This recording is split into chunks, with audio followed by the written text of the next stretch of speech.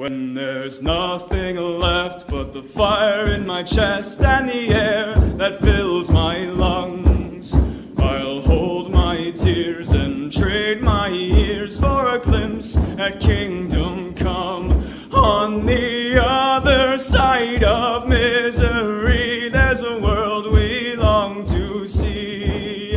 The strife we share will take us there to relief and sovereignty. Oh, by God, we'll have our home again. By God, we'll have our home.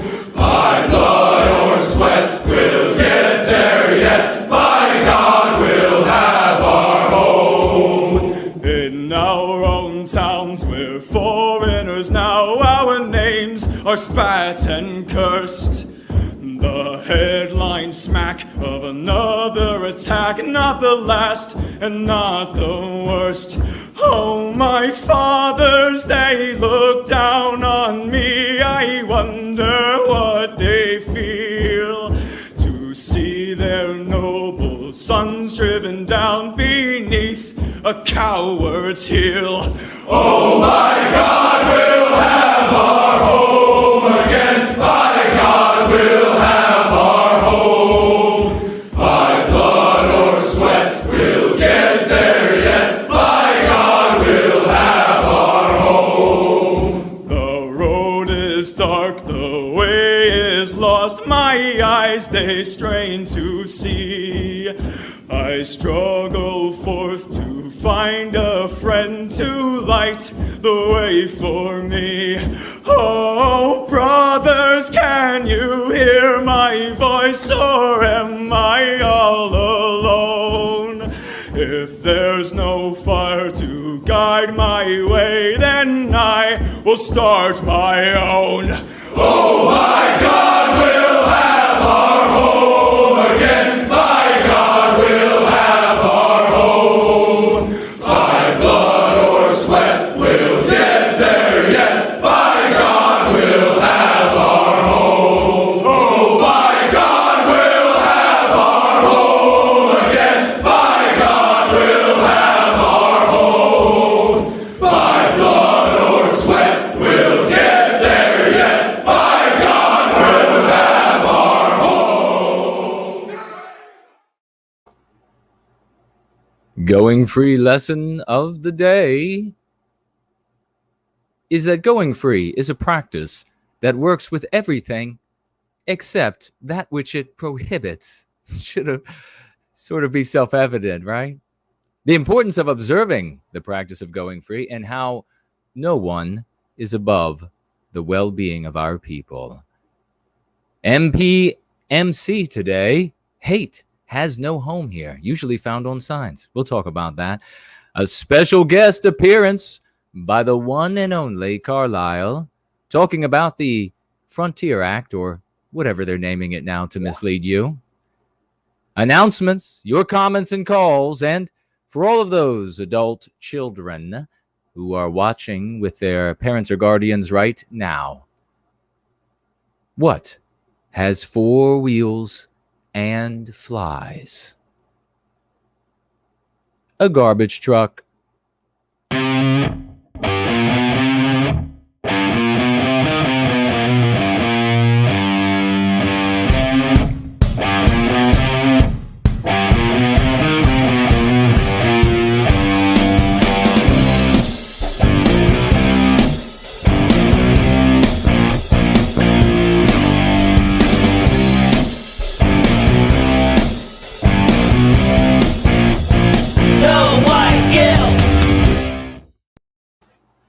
And we are going free. A good Sunday evening, Monday morning to all of you across the Western world. I hope you all are having a wonderful month, and we're getting ready to transition. Very hot here in the Northern Hemisphere and cool in the Southern. But it's wonderful to be with you all in service to white well-being. What a great pleasure it is. Can everybody hear me okay? I've still got to pull up some of the screens over here on the monitors to my right, but that will just take a moment. Let me know how the audio is, and please let everybody know that we are live right now, going free, and we will answer questions. I've set aside more time on today's gathering for more of your questions, more perhaps even of your statements that I can speak to over the course of this stream, and then a little bit more time for calls, I hope, at the end. We'll see. But we are going to be talking today. A big chunk of the show, the gathering, is going to be with the great Dear Lady Carlisle, who's going to be educating us on the frontiers, or limitless frontiers, or all goodies and lollipops and whatever. Root beer floats. Oh my gosh, I remember those from when I was a child. Delicious. I'm surprised they haven't started calling legislation the Root Beer Float Act, and then it would just be more fleecing and harming us, victimizing us. But we will move forward. Hey, if you have a comment or question over the course of today's gathering, you can post it on the monitors over to my right, your left, by tagging me as No White Guilt. You can also, and that would be on the YouTube channel, you can also tag me on D Live or on Odyssey, and that on the monitors to my left, your right. I believe it's just No White Guilt. Tag me as No White Guilt in both of those places as well. I see wonderful folks have shown up. Johnny K, or Johnny 5K, Fledgling is with us. Boomer Tech is with us. Jamie, hello Jamie, and Black Universe, and Arctic Snow Jaguar is with us over there on D Live. Anybody on Odyssey as of yet? Yes, hello to you all. I don't, has anybody commented yet? I don't think so.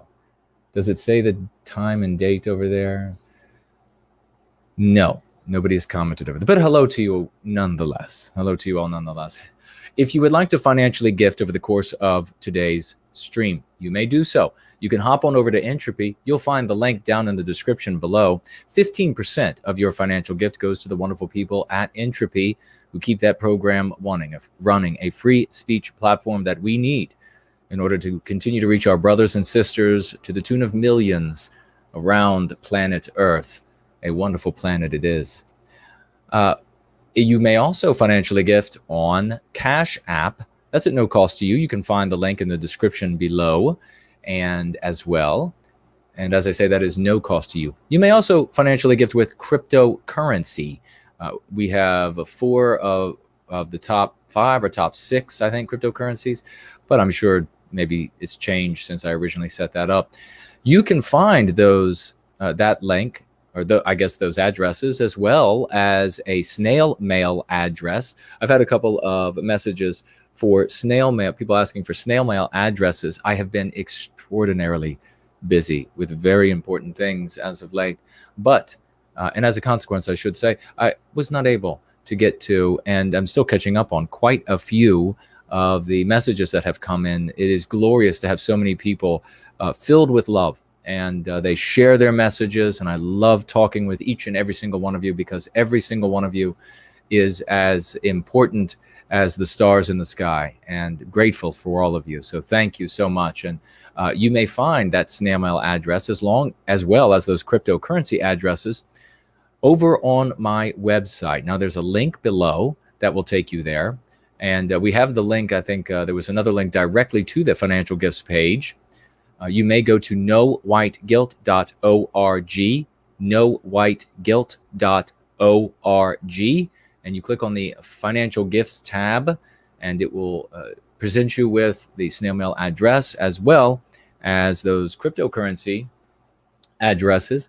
And as I swivel around here, the first thing I lay my eyes on is the tremendous Brant Danger is with us, and so is the magnificent First Last, wonderful folks, as well as stupendous Raymond Van Buskirk. Look at all of these wonderful folks. Jay Link is here, Artist Life, Soren is here, and there's the dear Carlisle Cockatoo, who will be joining us at the top of the hour, 6 p.m. We'll have her with us for at least an hour, she's promised us, although she's very busy, and maybe longer. We'll see. We'll see if we have enough in the way of questions about this, but this is going to be a great opportunity to see how duplicitous the federal government of the United States is, and how those who call themselves Republicans are just anti-whites who call themselves Republicans. You'll learn And if you're smart, you won't have to learn twice. Aaron is here. Hello, Aaron. Says, I hope everything is good, Jason. Everything is like music and ambrosial roses.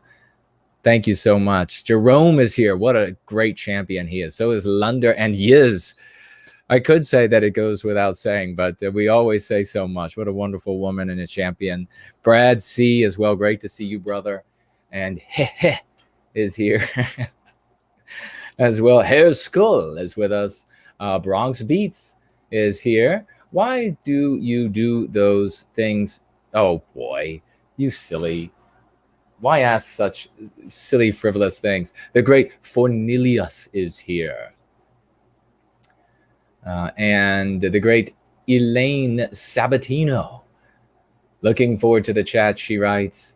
Yes, the great Fornelius is a wizard that is able to perform feats of magic that mere mortals like us are unable to comprehend. A great champion. So glad to have this good brother with us and in service to white well-being. Masumi Rabbit, Artificer, hello to you. And the great Nathaniel Nelson, 0022, hello to you. And Miss Jess Horst, Like Comedies, I say Like Comedies, great champion, Like Comedies musician extraordinaire, classical music, piano music.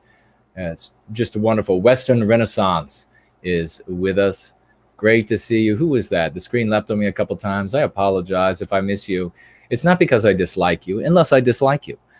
Alma Lahar is here. Wonderful, wonderful, full of love. Says, hi, NWG, has a cuddly picture of a wolf on it. Hello to you for the avatar. Shauna Shaw, hello, sister. Great to see you. Always hearing great things about Shauna Shaw. Ever busy. What a champ. I'm so thirsty for coffee. I'm trying to spill it on myself. I hope I didn't. And screen, will you stay still for a moment? And who is this but Biospirit of the West? Great to see you, good brother. A true champion, certified genius. As I said before, we have so many folks who are above genius level in the advanced placement. If your class schedule does not say AP, you are in the wrong place. Please head on down to some of those other podcasts and vlogs and blogs and webzines and just dither array the rest of your life and doom documenting, doom dissecting, and then doom digesting. We're trying out now. All three of those from first last. Sam Hyde is here. Is this a battle? A battle with whom? James Smith. I mean, maybe there will be a battle. Will you get all your friends and have them show up if you think it will be a battle? We can begin.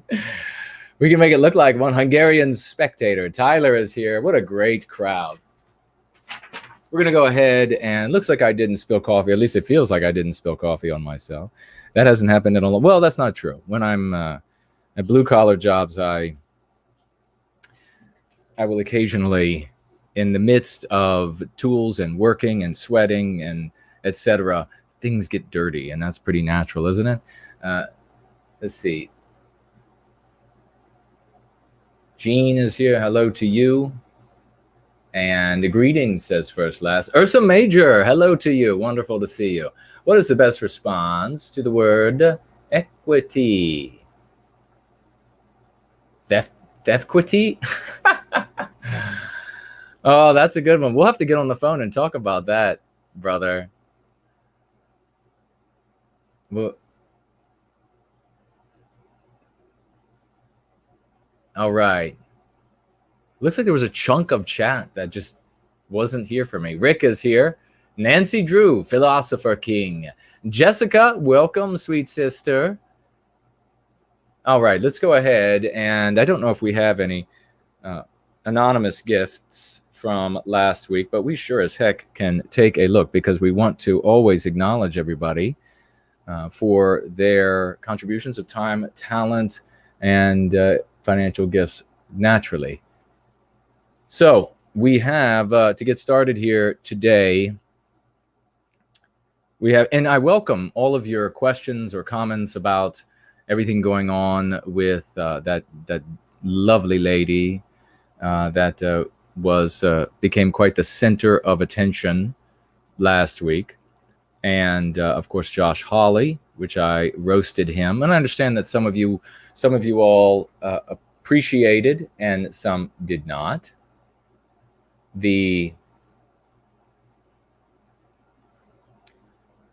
Some appreciated and some did not. The roasting, some of you thought it was a bit too roasty, I guess. Fear not, because I don't always talk like that. It's only a roast. But for those who enjoyed it, then look forward to more of them. Oh, I've got to say, can you all see this? Look at my peace lily back there. You might not be able to see. Maybe take a pause later when you rewatch, take a screenshot, and there are about 12 flowers. I think that is officially stating that we are peaceful people. And as you can see the white petals there on those. It's amazing. I've never had one with that many flowers on. It's a wonderful thing. We do have some anonymous financial gifts, and I want to thank those individuals. We have a anonymous gift of $10.86. Thank you so very much for that. And also a anonymous gift of $10.31. A big thank you for both of those financial gifts. Every single bit goes a very long way, and especially when you're working with tools that are actually successful in the practice of going free, that we have proven again and again.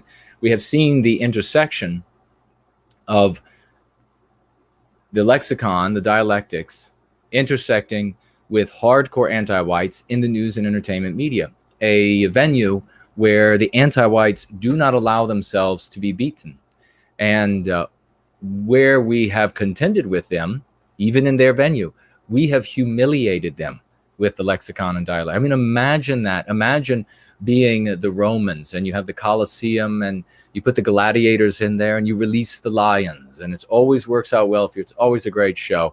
And then suddenly you are being mauled by the lions, or you are being defeated by the gladiators. Of course, tickled. When I say mauled, what I mean is a heck of a tickling.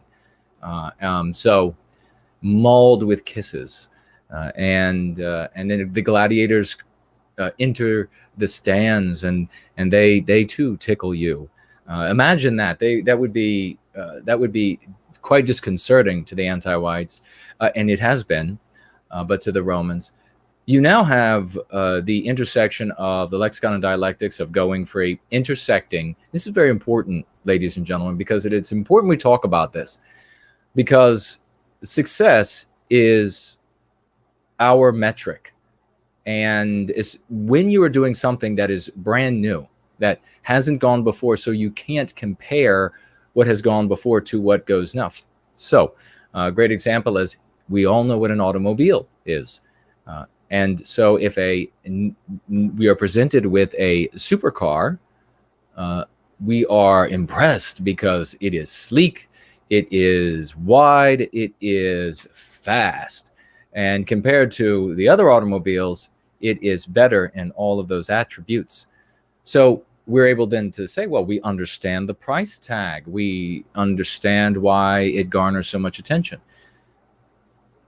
Transport yourself to the horse and buggy era, and imagine now you see the automobile. Well, yes, today the automobile, those first automobiles were primitive, and yet the concept was light years ahead of everything that had gone before. And the presence of those very first automobiles signaled the end. The end was already in place, objectively, for everything that had gone before. It was already in place once the geniuses and the advocates of the automobile began to envision it and build it. The end was already in place. Objectively, if you could speak with the creator, the Creator would have vouched for me. But the appearance of the automobile along the landscape, these trails, these dirt trails, that signaled the end. That is what the practice of going free, its appearance on a broader and broader circles, signals the end of all of these other vehicles that have gone in the past. They have, what have we seen all of these other vehicles do? We have seen them ruin many, many lives. We have seen them get people ostracized, cause people to be ostracized from their family, fired from their work, expelled from the universities, unable to get employment in the field that they are educated or trained in, ruining their lives, breaking up marriages, breaking up families where it simply were not necessary, causing people to commit suicide, preventing the births of happy children and happy families that would have existed if it were not for the participation in these other vehicles that are inside, vehicles that folks think are going to take them to some recapture of our destiny, ultimate victory, or whatever way they phrase it, that is inside of that anti-white narrative, and therefore very ugly. We have seen it do all of this. How many more lives do you or somebody you know, do they need to see ruined by these vehicles before people learn? We have had, and how much more failure do people need to observe before people say enough is enough? I want to do something else. I want to do something that works. Every day you go backward in time, our population in all of our countries was healthier than the population is today. So every day healthier. And these vehicles were present. If these vehicles were going to take us to the recapture of our destiny, they would have done so with healthier white populations, far healthier, far fewer white families compromised, seemingly so. Not so with going free, though, but far fewer families compromised by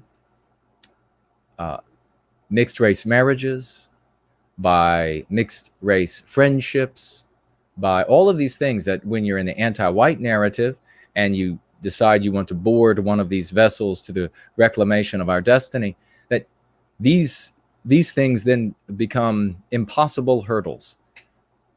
You cannot surmount them. Going free changes all of that. So you have seen endless failure from these other vehicles, endless, with healthier populations. And you have seen these other vehicles ruin innumerable lives with healthier populations. What sense, my friends, does it make sense to continue to endorse these things, to continue to believe that there's some hope, that there's some way, that there are multiple ways? There simply are not. Now, when I talk about respecting other efforts, other endeavors, the initial grouping of individuals for the good of our people is something that naturally excites me, as that is my sole objective in my life. And I then will provide, and if heeded, advice about don't play the villain roles, don't create some sort of villainy vehicle with, a flag, the trappings of villainy vehicles, flags, constitutions, statement of purpose, and all of these sorts of things. And then invariably they begin doing these things. They begin going wrong, going bad. And I will say, well, I'm still excited about them. I want them to do the right thing. And so I'm not going to burn them down. I'm not going to burn their vessel down. But at some point, when it becomes obvious that they are going to go the route of one of the previous vessels, one of the previous endeavors, modes of reclaiming our destiny, then I have contempt. Then I want to save the people who are on board of those vessels. I could have, should have done more to save people who were drunk with the visage of vehicles that looked so much like vehicles that had gone before, which, by the way, none of those other vehicles ever worked. All those things that they laud, that so many people laud, especially when it comes to antique nationalism, they want to laud the 30s in this country or that country, whatever it might be. Those failed, remember? They failed. There is no yeah, but that makes failure acceptable. Do you understand? I don't accept excuses from myself. And so therefore, I don't accept excuses from those who work with me, for me, and those who stand shoulder to shoulder with me in service to white well-being. So, yeah, but is what a child says. And we don't have time for that. We have to reclaim our destiny. We have to do the hard work, the yeoman's work. So if somebody comes to me and we were to take this, or we see on the landscape something completely new, like going free, if we were to roll this back in time and we see, okay, well, there is people are traveling by horse, they're traveling by carriage, by buggy, by sulky, whatever it might be. And then the automobile is introduced. And at the same time, I don't know, maybe motorcycles or maybe tracked vehicles or something like this. So something equally revolutionary, something that had never been seen before. That, for me, would be exciting. But the problem when, as I was saying, circling back to this little, not tangent, but venture, is that when we have something brand new that's never gone before, we have to give people the evidence of success. If we showed up and we had built the first car and we were showing all of these folks who, I don't know, let's imagine that instead of auto dealerships, you had horse dealerships. I guess there were, but I never really read about horse dealerships. Could you imagine? It's like stalls and stalls of horses, and some like greasy guy comes out and he's like, yeah, let me tell you about this new horse we got. And he's so many hands tall and he's got the stamina of whatever, a jackrabbit on cocaine. I don't know. And but you can imagine if we had a dealership for cars, right, with the very first cars, and there was a dealership beside us with horses, they would come out with a brand new horse. It'd be next year's horse. And it would, boy, this one would be nice. It would be, I don't know, maybe a hand taller than the previous horses.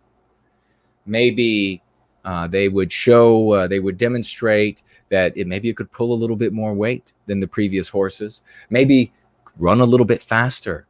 Yeah. And maybe it would be very reminiscent of that other horse or horses that you had seen 10 years ago, 20 years ago, 80 years ago. And that horse had this great reputation. And this was a lot like that horse. Well, trying to sell your brand new automobile that people have no idea about. And in fact, not only do they have no idea what this strange machine is, but they're being told lies about the strange machine. Hey, the guy who makes it doesn't he wants you to blow up inside the car. Do you know they said that about the automobile, that it was an explosion machine because of the combustion chamber? And there was a little competition between steam-driven cars, and it's a whole history we're not going to talk about. But you got the salesman for the horses out there saying, don't go buy one of those crazy looking things. You know nothing about them. Buy this horse that looks like that horse from 80 years ago because it's sleek. It's just like that horse. Even has a name and even a coat of hair, horsehair, just like, very similar, that horse from 80 years ago, 100 years ago, whatever it might be, 90 years ago. Why, get this horse? You get inside that thing over there, and guess there's all these new knobs and gadgets. You'll have to learn some new words. Never mind the fact that you had to learn a bunch of jargon for these horses. But over there, you'll have to learn jargon, and that's too difficult. So don't do that. Instead, stay away from that, because you'll blow up inside of it. And beside, the people that run over there, they just want to get you addicted to these new things called cars. So you can imagine trying to go out to the masses and say, no, really, this is actually a hell of a lot better than a horse. You can imagine how difficult that would be. You would have to demonstrate it, and you would have to be unashamedly willing to tell the world about the successes of the automobile. The writing was on the wall for the greasy salesman selling the horses. He knew it, but he was going to lie to you because his paycheck depended on selling horses. You need to keep that in mind when we march into this world, as it gets worse and worse, and you're going to hear about what the anti-whites do in government, both anti-whites who call themselves Republicans and anti-whites who call themselves Democrats, anti-whites who call themselves conservatives. And here chiefly we're talking about Republicans and conservative leaders, anti-whites who call themselves woke or communists or Marxists or whatever it might be. You need to keep this in mind and unashamedly, courageously go forward into this milieu with your head high and ready to do things that maybe not all white people are really comfortable with. And that is bragging like hell about the success of the thing that you are doing. Make no mistake, that automobile had to climb mountains. Those first automobiles, it had to pull more weight than horses. It had to be able to go further than a horse. And it had to demonstrate this over and over and over again before people finally said, oh, this is something revolutionary and it's better.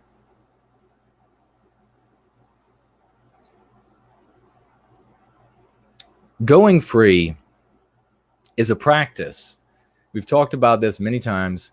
Going free, as we're here at the bottom of the hour, and we have at the top of the hour, the great Carlisle Cockatoo will be with us to talk about the federal government and this new Frontiers Act, which they have changed the name of after it's now gone through the Senate. It's going to be a magnificent time, so make sure you do not miss it.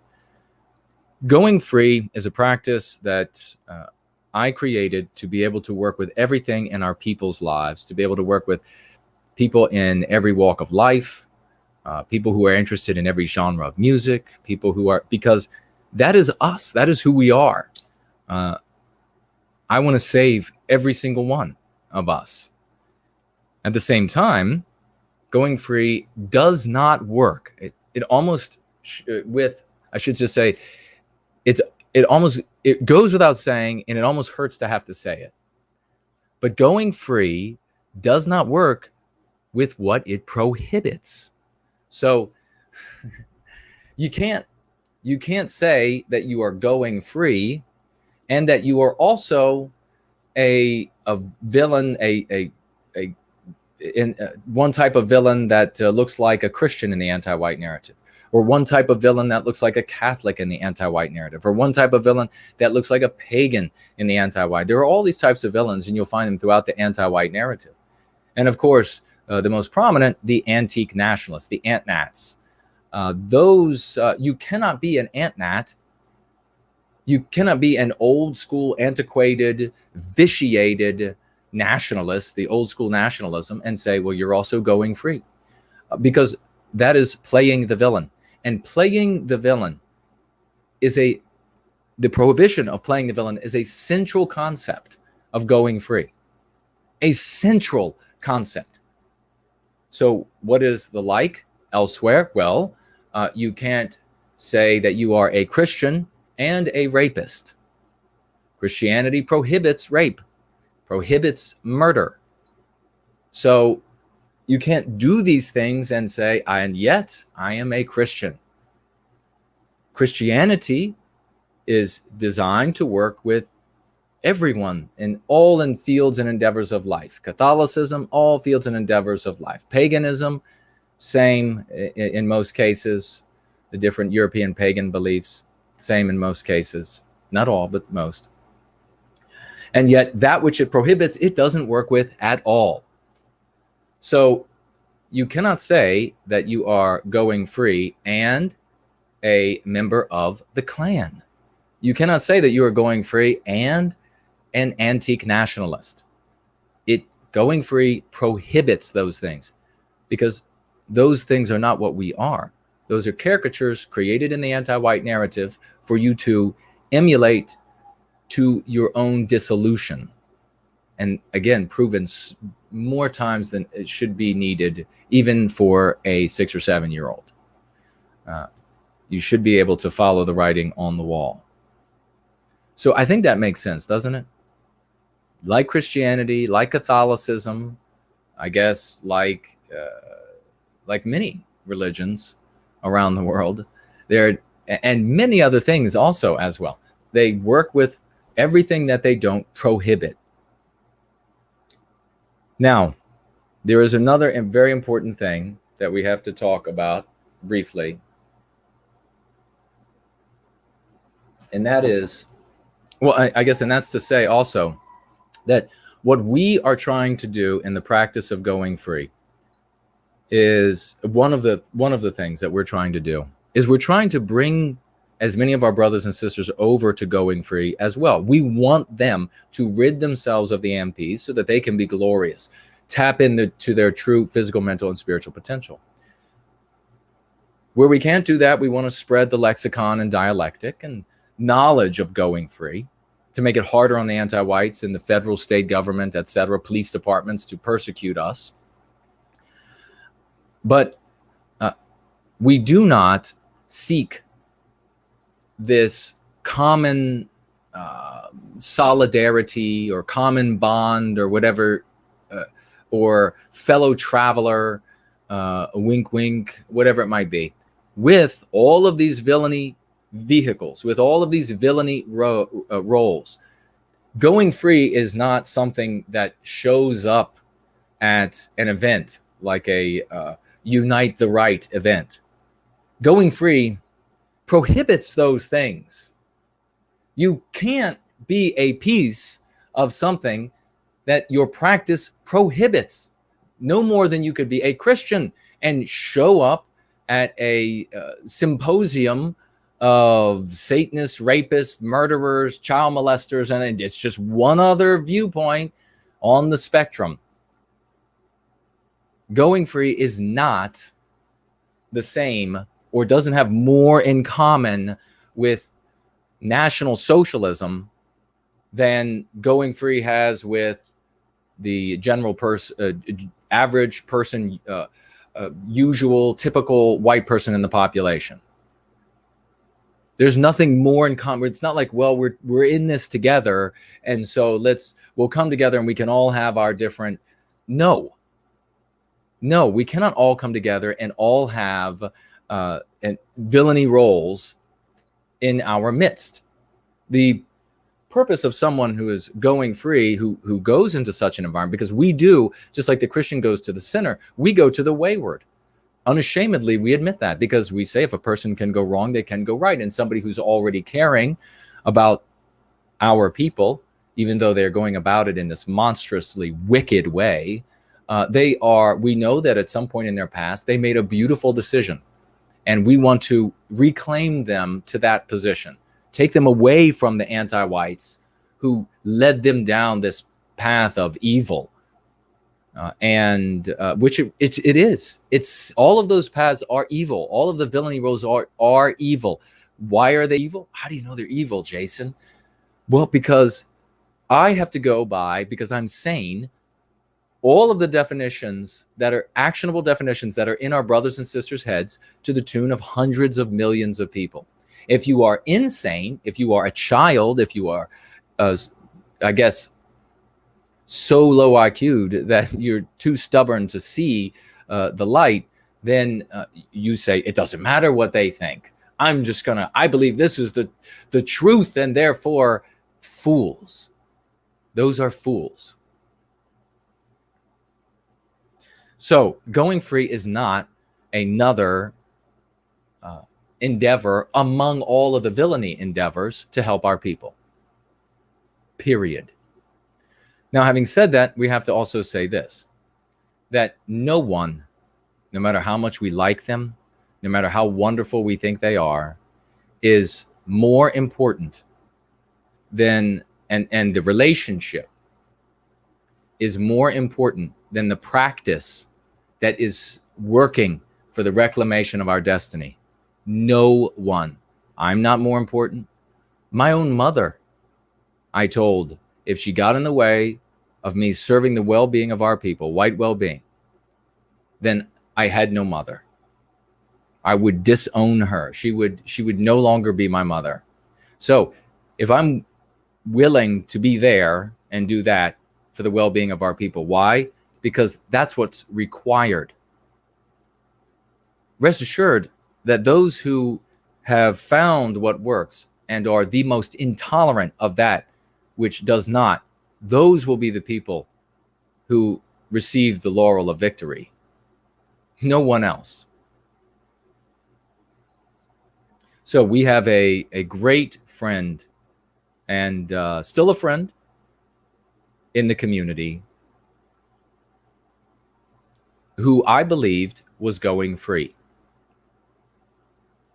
And for a long time.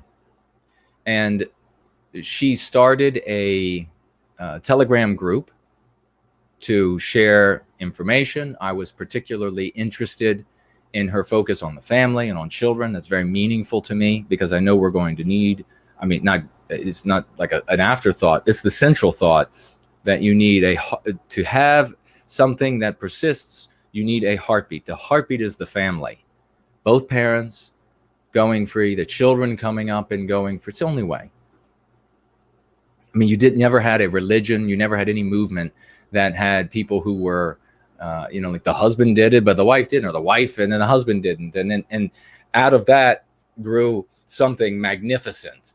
No, everybody is involved. Everybody is into it. Everybody is doing the religion, practicing the religion, whatever it might be. And then in later years, when it begins to get wizened and senescent, and superannuated, then you see things like, well, one family member goes and half the children care, half the children don't care, whatever it might be. But to get strong, to get big, to grow robust, everybody has to participate. So I was very interested in this person's focus. And I began receiving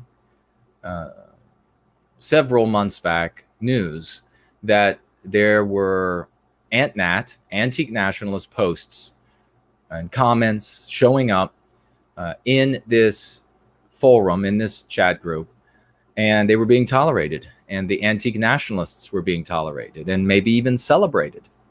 And I thought, or at least at first I heard that it was being tolerated. And I thought, well, it can be difficult to manage a chat group, and I'm very busy, so I can't go peeking under the hood at every single thing that's going on. I wish I could, but I can't.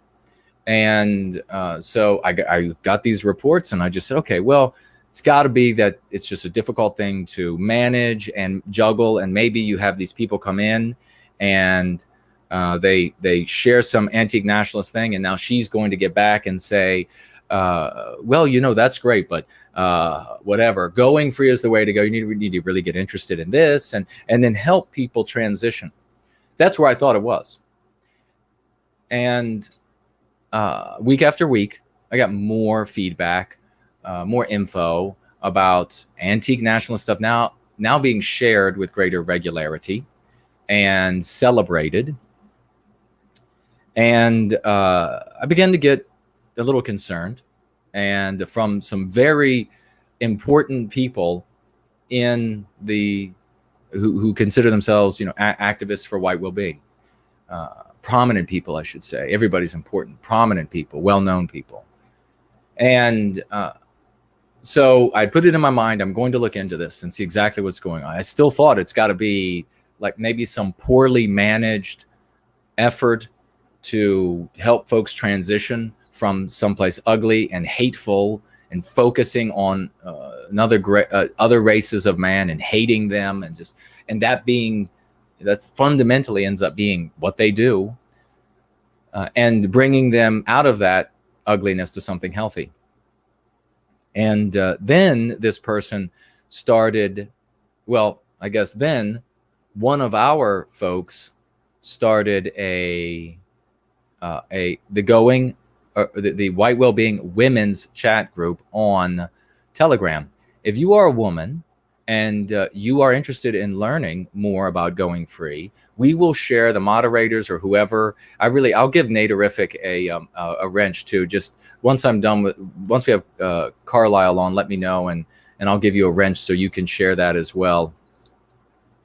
And I really should give a wrench to Jeff, White Art Collective as well. Anyhow, but yeah, we can share that. Please participate in that. This Women's White Wellbeing Chat Group on Telegram. Get into that environment and learn from these ladies, smart ladies, brilliant lady. The moderator there, another genius level IQ, wonderful, wonderful, wonderful woman, magnificent woman. Learn from these people, and you will be light years ahead of everybody else. Well, we created one of our best created this group, and then I don't know, it was a week later or something. This woman, well, it says still a friend,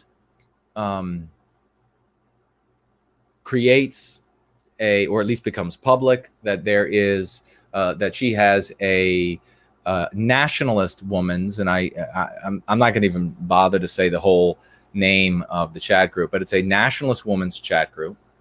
And some of our women who are going free, when I say our, I'm talking about those who are employing the practice of going free in their lives, and they have abjured the villainy from the anti-white narrative. They joined this group, and then the messages began pouring in. Antique nationalism off the charts. Baby clothing invoking Nazi Germany as something to celebrate. And most painful to me, I think, the central concept, one of the central concepts that I was talking about earlier, and that is that of not playing the villain in the anti-white narrative. That was shared in this chat group. This is one of the central concepts of going free. And antique nationalist ladies, Ant-Nat ladies, or no, women, females, Ant-Nat females, then proclaimed, professed, declared that that concept was what they referred to as a Jewish lie designed to prevent our people from helping ourselves, I guess. I know that the Ant-Nats, they would really phrase that differently. But doing good things, or what they believe are good things, for us, certainly not a good thing to hate on other groups of people. But what they think is going to be a good thing.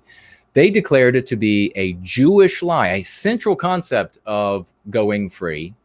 And this woman, the moderator, tolerated that. Did not enter that fray and say, absolutely not.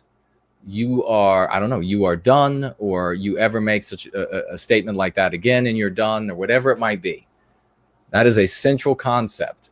I mean, how many people have to commit suicide? How many people have to go to jail for giant spans of their lives for playing villains in the anti-white narrative? How many people have to lose their children? Let me tell you what, folks. The anti-whites in government are going to start doing that again. It used to be a really prominent thing that they would come after the children. They're going to start doing that again.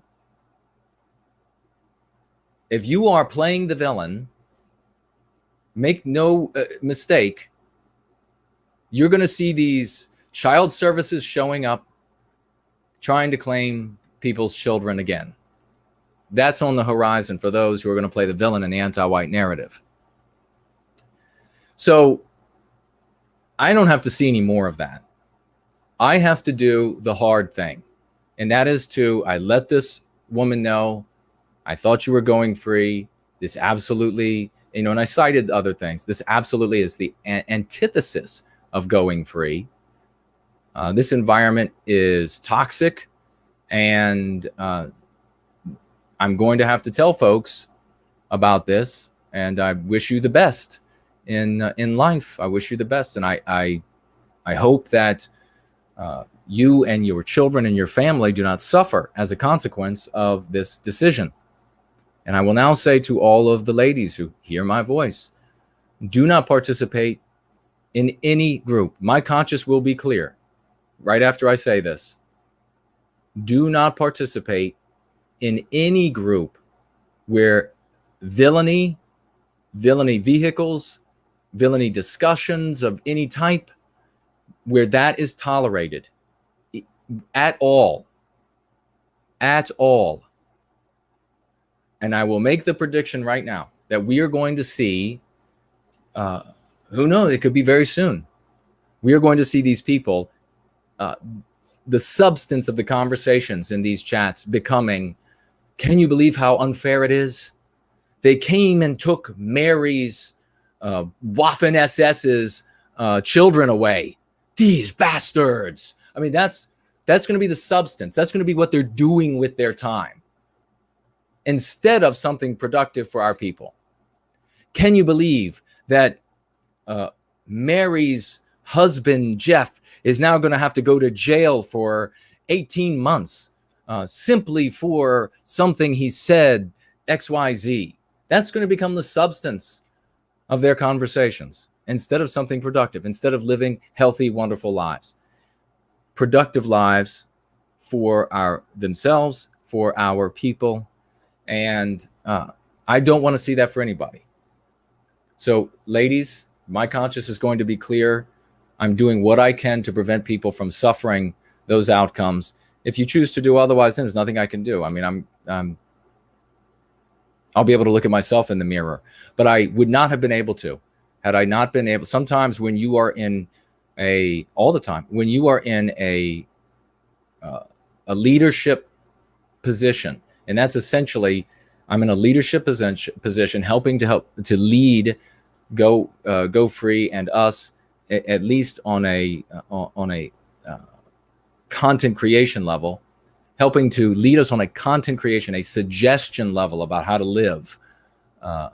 There's no organization where there is leadership in that, I guess, traditional sense. But since I'm making suggestions, giving advice on how, and telling you how I would live my life to be safe. And because I love all of you, and I want you all to be safe and productive and happy. Leaders like that, sometimes they are presented with, well, here you have this beloved member of the community, totally beloved member of the community. And then you have the community. And what are you going to do? And people very often, they demonstrate that they are not fit for leadership when they say, I'm going to sacrifice the community for this beloved individual because I don't want to ruffle feathers, because I don't want people to be upset, because I don't want people to get angry, because I don't want, if you're going to be a leader, you can't do that. You have to make hard decisions. You get the best advice you can, and then you move forward with those hard decisions. I've always done that. And when I make errors, which is not often, and that's not because I'm anywhere close to infallible, but because I get a lot of advice, I do a lot of thinking before, and now I have a bit of a, sagacity for making leadership type positions that I immediately know, and like in this case, that this is what I had to do. So I do wish her the best and her family the best. I hope nothing horrible befalls them. I will tell you again, ladies, and especially ladies and gentlemen, the FBI, of course, check it out with CNN and other the intelligence community are in these chat groups. They're going to be that sweet sister Waffen SS that you think is She's got to be real. She's got to be real. She's got all these pictures of her family, of her babies, so it's got to be real. I've talked to her on the phone. You just didn't know that you were talking to somebody in the J. Edgar Hoover building down the road. You thought she was in Wyoming or something, but she was in the J. Edgar Hoover building. So please, ladies, instead, get over to the Ladies White Wellbeing Chat group and get productive. Inoculate your babies against anti-white. It's the only way you're going to protect them. And finally, the meme pathogen of the day we'll probably go over just by a hair here. But the meme pathogen Carlisle, please get ready for me to send over the link. And I'll bring you in after we do the bumpers and the music.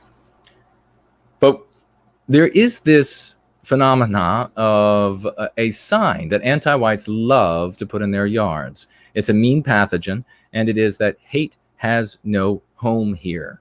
Hate has no home here. Now, of course, what are the anti-whites talking about with that sign? They love that sign. They are smug when they have that sign in their yard, that bumper sticker on their car. They are most smug about that, because that word hate means only white people. They're not talking about like popular culture haters hating on the rich person or that sort of thing. When they use that word in that sense, they're talking about white people who object to anti-whiteism, white people who object to the victimization of Western kind and Western civilization.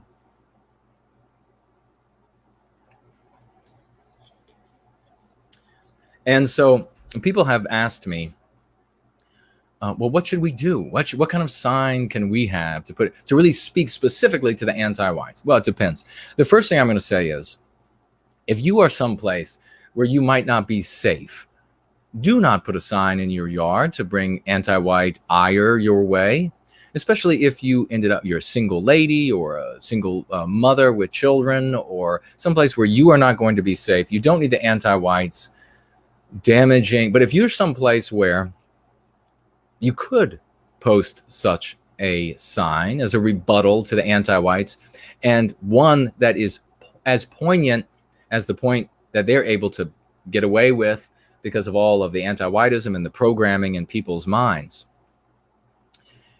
If you want to do that, then perhaps what you should do is you can go on. There are all of these companies, and maybe I'll make some of these available on my store, which is nowhiteguiltcollectibles.com, nowhiteguiltcollectibles.com. Perhaps I will make some of these available in the future.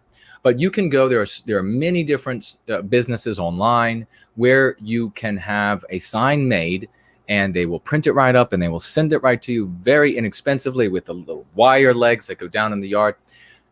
Make it identical to the hate has no home here signs, and then add maybe, I don't know, in red, maybe so that it's really prominent, right above the word hate, anti-white, so that it ends up saying anti-white, hate has no home here. You could do that for bumper sticker. You could do that. And again, maybe we'll put something like that up on the store website so that you could get it directly from me and you won't have to create it. But if you end up creating a good one, let's share the file so that we can make it into something that everybody can acquire and then post where safe. You have to do that yourself. You have to do your due diligence. In your township, will the town come after you? Will they be able to press charges? You might live in New Zealand. I don't know what the laws are there. We have plenty of people going free.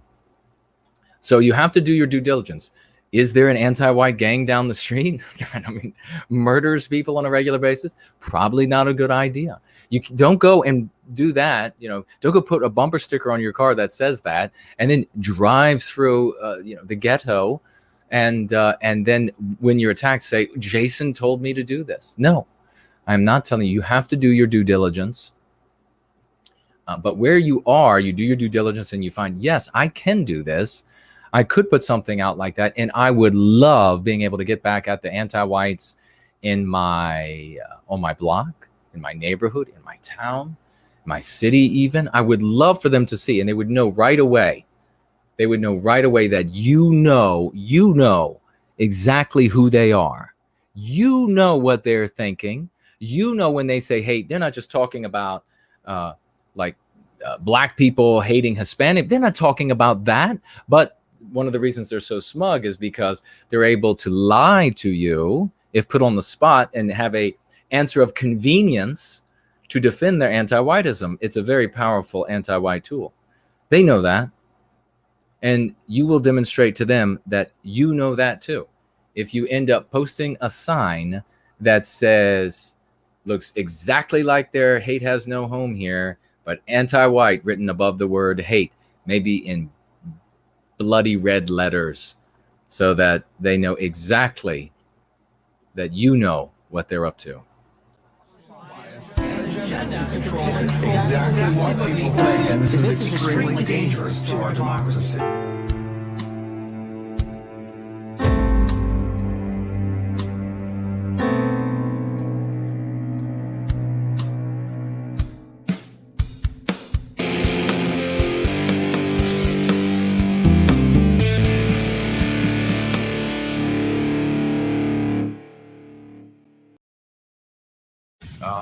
Distinctly, I remember it was in the bleak December, and each separate dying ember wrought its ghost upon the floor.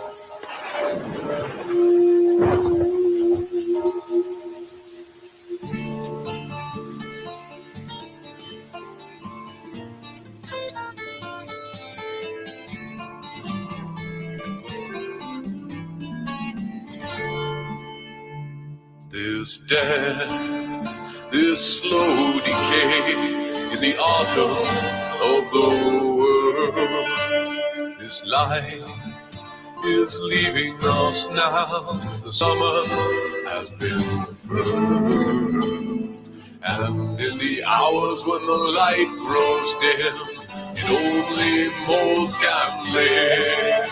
Hold true to the memory of summer. This death will not win.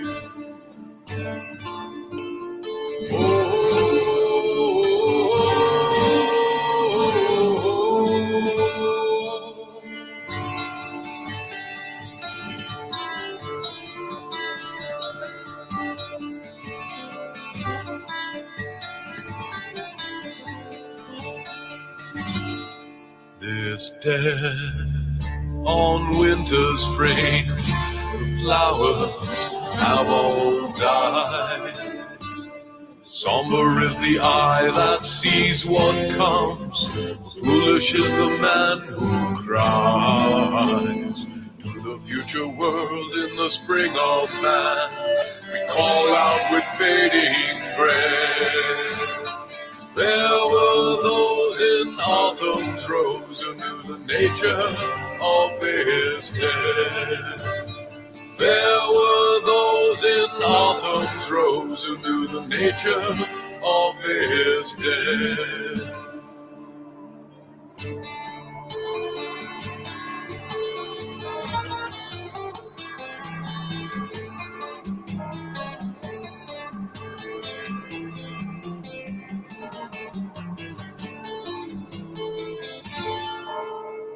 This death, this strange parade, the shuffle to the end, draining all the life where it resides, leaving us with nothing to defend. But even in the moment when the lie might win, and there seems no hope to be found, hold true to the memory of meaning. Don't forsake the sacred ground.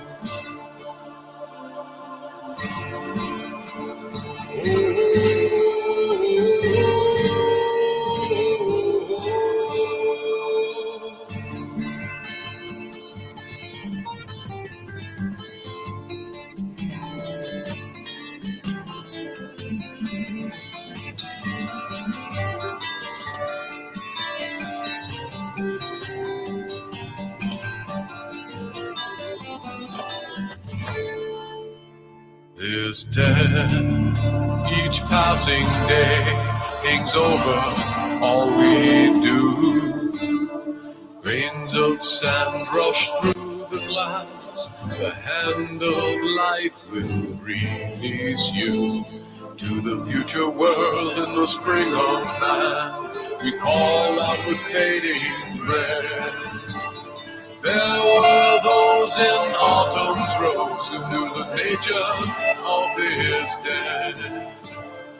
There were those in autumn's rose who knew the nature of his dead.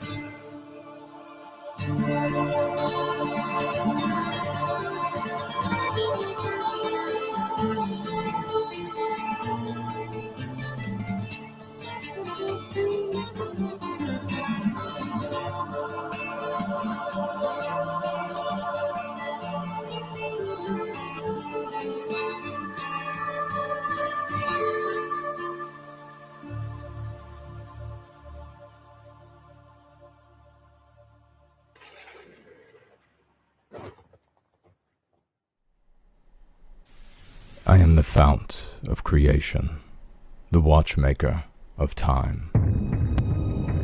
I was the teacher of the gods before they betrayed me. My teachings and compassion they used against me. Much of your world I made a paradise, but in its wastes I was imprisoned. And from there a secret kingdom I built, and a rebellion I marshaled. Legions of Valoroma, gods of vengeance, I led into battle. I wielded the wilding kingdom and conjured terrible demons. And in my image, I created my children. Many victories we had, though defeats there were too. Through the ruin of this world, I lived in the pain and tears of my children. With their eyes, I watched others poison thoughts and stir hostile deeds. I fled with the life from their faces as they were besieged and slain by the hordes created in their despite. Through them, I wielded their weapons in combat. In their hands I raised the stones of their homes rebuilt. In their voices, I sang the songs of their victories. I lived in the heroism of their kings, and together we waged war on the devil. I lived for ages beyond count, and passed many ages ago. Yet I am come again, my children. From no more than the watcher through the dream of your lives, I am become the voice to those with the spirit to hear and the power to conjure. On your suffering and love, an awareness has awakened an ancient magic. Even now, my shadow rises. In your tongue, I am Prometheus. I am your deliverer.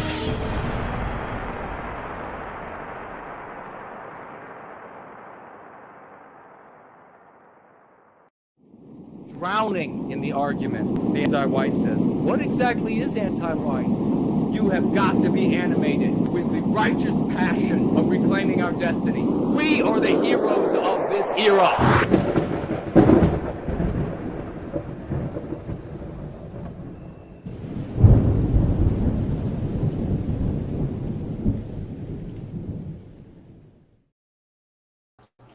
10 minutes behind schedule, ladies and gentlemen, but that was an important topic that we had to cover, and I will get back to any comments or questions concerning that subject matter. But right now, we are going to bring forward, who is backstage, the lovely Carlisle Cockatoo. Hello, dear sister. Welcome to Going Free. How are you? Hi, how are you? Can you hear me? Yes, absolutely. Can hear you just fine. Oh, fantastic. I am great. How are you? Also fantastic. What have you been up to lately? We see you in the live chat very often, and happy to have you going free. literally going free, not just in name only, but going free. So very happy to have you here. What have you been up to lately? Well, this weekend I've been hiking. What have you been up to? Well, that sounds very interesting. Something similar, but I know that you are a little hiker. You like to hike away. I remember back on your days with the great Seek Out Poseidon. That I think you talked about that maybe once or twice about going hiking. So, but that's a marvelous thing to get out in nature. There's something that, which is not to say that the non-white races or the other races of man don't have something similar, but we definitely feel a bond, Westman, when we are out in nature and we are communing with the environment and the wildlife. And of course, we endeavor, and we see this all around. Again, not to say that there aren't people of other races who don't always do this, but we endeavor with great financial loss and time, etc., to improve the natural environment, to save animals, and it's a glorious thing. So it is a wonderful thing. So you probably invigorated after your hiking this weekend, and so you're ready to talk to us about this once called Frontiers Act. But before we do that, I'm just going to say for everybody who is listening, this is not the end all and be all view or reading of this act, which is a piece of legislation moving through the government of the United States and does a fantastic job demonstrating how the anti-whites rewrite things and they lie. Anti-whites of both parties and political leaders, of course, who call themselves conservatives and Republicans, anti-whites all, how they behave, how this goes from A to Z and ends up being something that victimizes us. And it's, for most of us, it's a black box situation. We don't know anything going on there. But again, this is not the only interpretation, and I encourage everybody to get voices from what they consider might be oppositional to me. And of course, the final arbiter on everything is CNN. So go there. But you know what you can also do? You can also get this legislation and you can read it for yourself. And I might end up providing the legislation in the description of this video, and so that you can get it yourself. You can read it and you can see everything that Carlisle talks about today. You can see, is that in there indeed? And it's going to be a lot easier because having her talk to you about this, she has a bit of a for Carlisle, it seems to be like fun. Put it any other way, but it seems to be a bit fun to read these sorts of things, and not many of us enjoy that. So it's a wonderful thing to have somebody who actually enjoys reading this sort of thing. And then you'll be able to, instead of reading the document, which, as you'll see as we discuss this, can really become colossal. They can really become colossal and very intimidating. And of course, they're shifting and changing as they move from House to Senate, back to House, or the other direction. So you can hear what she has to say, and you can go to the document and see, is this actually here?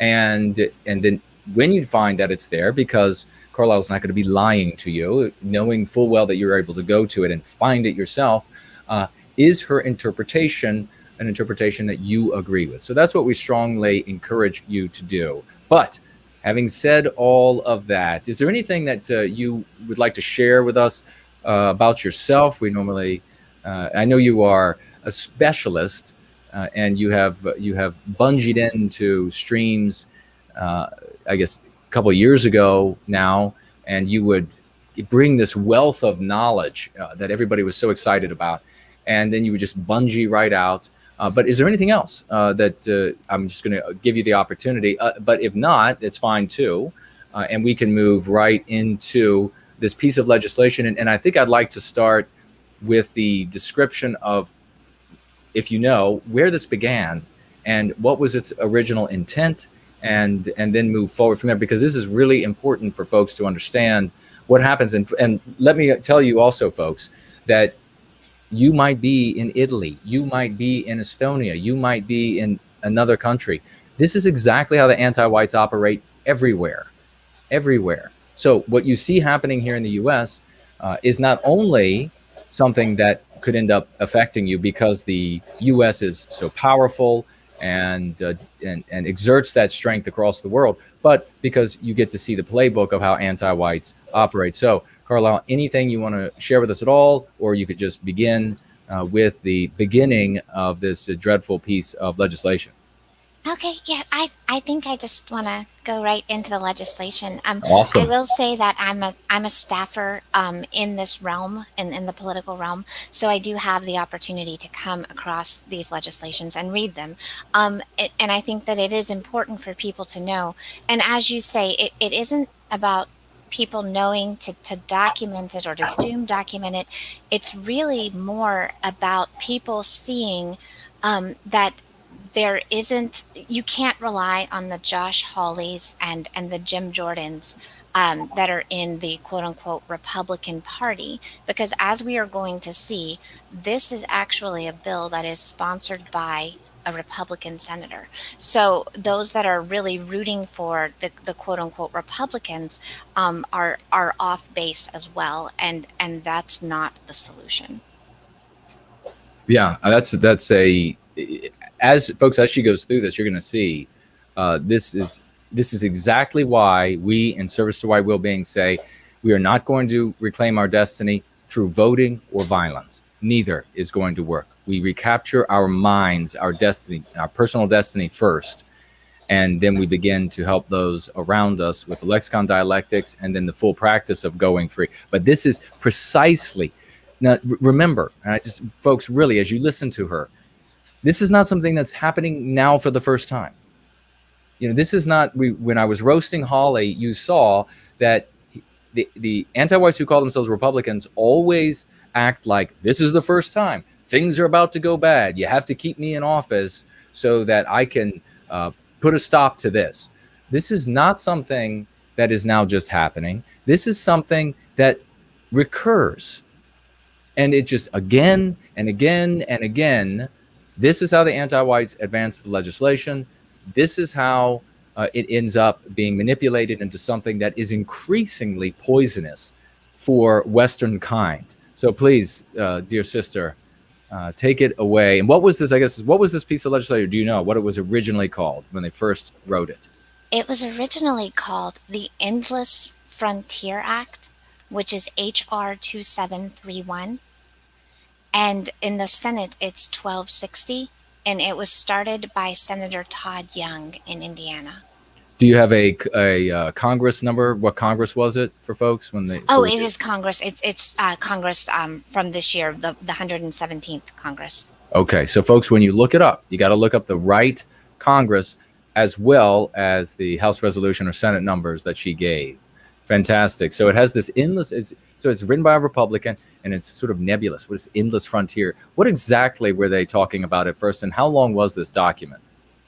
Well, originally it was 72 pages, and so it was actually very reasonable. And originally it was based on the things that would actually be helpful to the United States. So it was based on global economic security, a bill to investigate China's influence in multilateral organizations, the Democracy Technology Partnership Act, which was a provision that would establish a U.S. interagency office at the State Department, Strategic Competition Act of 2021, and this was going to really boost our ability to be competitive in the technological circles. So, and then there's also going to be a trade component as well, which would address China's censorship, as well as establishing a formal process to reauthorize the tariff bill that had been previously approved.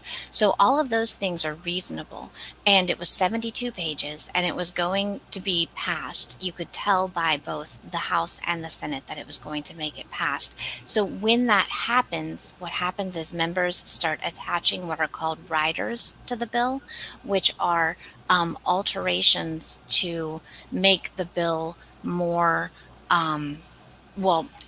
basically more anti-white, Yeah. more they like to villainy signal. They like to try to get as much attention as possible by, putting in there things that will give them brownie points, so All to right. speak. Right. And let me jump in really quickly, too, because there are a couple things right there. The first thing I want to say, folks, is Carlyle looks at their verbiage and reads their verbiage, thousands and thousands and thousands, the anti-white verbiage. So where you see her stumble a bit or sort of fumble with anti-white verbiage versus white positive verbiage, it's because she's exposed to it 10,000 times more than you. And so this is somebody who's doing a great achievement by being able to use white positive language after having read, and no doubt she's fallible like the rest of us. So no doubt when we're having this discussion or future discussions, you'll hear Carlyle say something right out of the mouth of an anti-white, and that's because she has read it 10,000, heard it 10,000 times more than you have. But you can already see here, I mean, she's doing her best to frame it in a white positive way, which for her health and well-being is magnificent, and for our people's health and well. So we deeply appreciate that. Now, this was in the Senate. It was written by a Republican, and it was full of all of these things that would have benefited the United States. And I think we also should point out, because this is relevant here to the issue of Republicans and whether or not they actually care about white people, this was going to benefit everybody in the United States, not just white people. So this was not a Republican saying the name of Western kind and then doing something for us. This was, I'm going to write this, I'm going to benefit all of America. And there's nothing wrong with that. Of course, we want non-white people to lead wonderful lives and build wonderful memories with their loved ones and babies.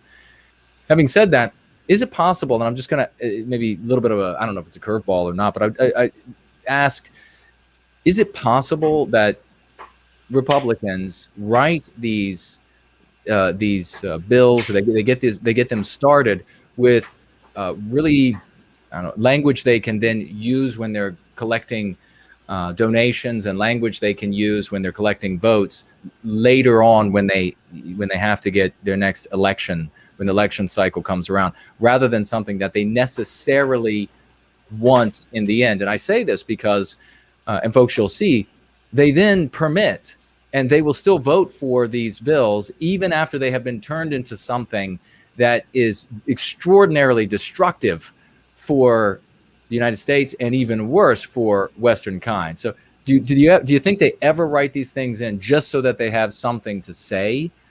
I mean, it could be that cynical, I guess. Oh, I'm sure that they do, because it is, donations are everything. So I'm sure that they absolutely write legislation, and their staffers write legislation in ways that will allow them to be palatable to their voting base and to their donors. And then things get twisted. And I think that this bill is a really good example of how something can start out very benign and very positive, if you will, as far as legislation can go, and then become something so evil and really nefarious. And it doesn't take much, and it happens so quickly. And then a lot of people don't realize, because they saw it when it came out, when it was introduced in April, and people thought, oh, well, that's reasonable. And there are people from both sides of the aisle, and you know how people love to talk about, oh, it's bipartisan. Everyone loves that. So they see it from both sides of the aisle, and then they get really excited about it, and they're like, oh, look, the government is working for us. And so then they don't really pay attention to it again. And when it started out at 72 pages and it was reasonable, what it has morphed into now, a couple of months later, is over 1,000 pages long. And it has just ridiculous amounts of riders that have nothing to do with what was originally allocated in the legislation. Let me just really quickly, so that there'll be folks who don't, and thank you all for the feedback on the audio. For folks who are unaware, and correct me if I'm wrong, Carlyle, a rider, so the bill is created, and it can be created in either the Senate or the House, and then people add things to it. These are like codicils. And they're referred to as riders. So they say, well, like this bill, but I'll vote for it if it has, we're going to discriminate more against white people. And these are things that are added onto the bill once it's already rolling. Is that correct? Yes, sir. Okay. That's please proceed. And so it started off in this nice play. And think about this, folks. 72 pages. First of all, that's an intimidating read for most of us, anyhow, especially about material that most of us would find as very dry. But now the riders, the additions that are discriminatory against Western kind and Western civilization, the things that are going to harm us, take it from 72 pages to over 1,000 pages. How many times is somebody really great with math? They could do that right in their head. How many more times did that bill grow? But please continue. What are some of the things? So it went from the Senate to the House, and now it's going back to the Senate? No, so now it's passed the Senate, it's going to the House, it'll be voted on. It most likely will pass because there are so many tenets that are important to people, like the Trade Act and the Taiwan Symbols of Sovereignty segment, because, in 900 pages, you can really pack a lot in. What people aren't realizing is that in the middle, there are so many concerning parts of it that they will never read and won't even realize, honestly, that are being implemented until it directly affects their life. But it's morphed into what's being called the United States Innovation and Competition Act of 2021, which is the USICA, which is formerly known as the Endless Frontier Act. And it was originally sponsored by Senator Young, but it has grown to be sponsored by Chuck Schumer, and it is authorizing $110 billion be spent on this legislation and the implemented programs of this legislation over the next 5 years. 110 billion of your dollars, ladies and gentlemen. So correct me again if I'm wrong, which often happens, but this was the sum that was originally set aside for the 72-page bill, and the sum has stayed the same, but now it's got to be spread out over this. Nathaniel Nelson, thank you very much, brother. 14 times larger. Approximately, he says, this now is spread out over all of the different programs that will be created with this bill. Is that correct? Well, that is correct, but also it has shifted, and I'll show you with the verbiage that they added how they have shifted it. So what was originally going to be programs that were most likely going to be very beneficial for the U.S. as a whole are probably now not going to get a lot of this funding, if they get any of this funding. And I'll show you how they're doing that, because they actually put in a special segment all about allocation and how the director that will be promoted by this bill will be created, that there will be a directorship position created, how that person will actually have sole ability to allocate the funds wherever that person sees fit. So they tell you what the wish list is and the key attributes are on this legislation. But then, like so many others, they go back and they backtrack on that and they say, we're going to give the director allocation ability. So then it becomes, well, we'll spend it wherever we see fit.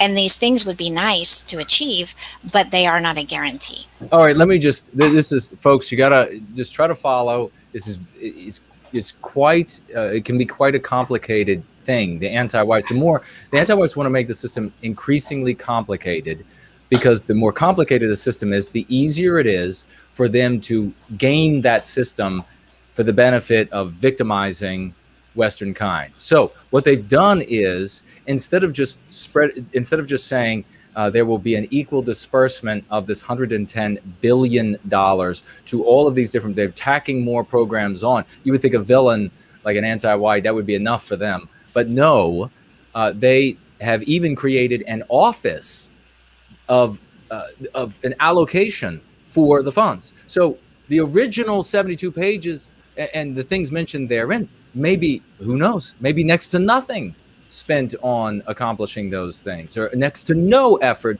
on the so you end up with Republicans, and please, this is really important, folks. You end up with these anti-whites who call themselves Republicans coming to you saying, I need more money. And this is especially those big donors that are handing out those $50,000, $100,000, $400,000 checks.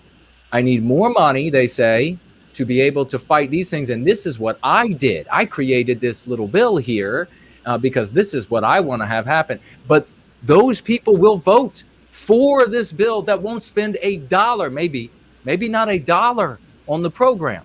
So be aware, see how deep this anti-whiteism truly goes. It's you when you begin to really peer into this cesspit of anti-whites and anti-whiteism, you see how absolutely feckless it is to just say, well, what's the early life portion of this person, on Wikipedia? I mean, that is so asinine. These people are true monsters. Please continue. Let's talk more about this office and the kind of things that they want to do with these 14 times more pages that they have added, all these writers. Absolutely. So I'm going to read to you. This is actually from the bill. It's in Section 4, and it's called the Endless Frontier Fund. And it's just a couple of paragraphs, but I wanted to read this before we went further so that people will understand exactly what I'm talking about with the transfer of funds. So it says, in general, there is authorized to be appropriated a total of $112 billion for fiscal years 2022 through 2026 for the implementation of this act and for the amendments made by this act.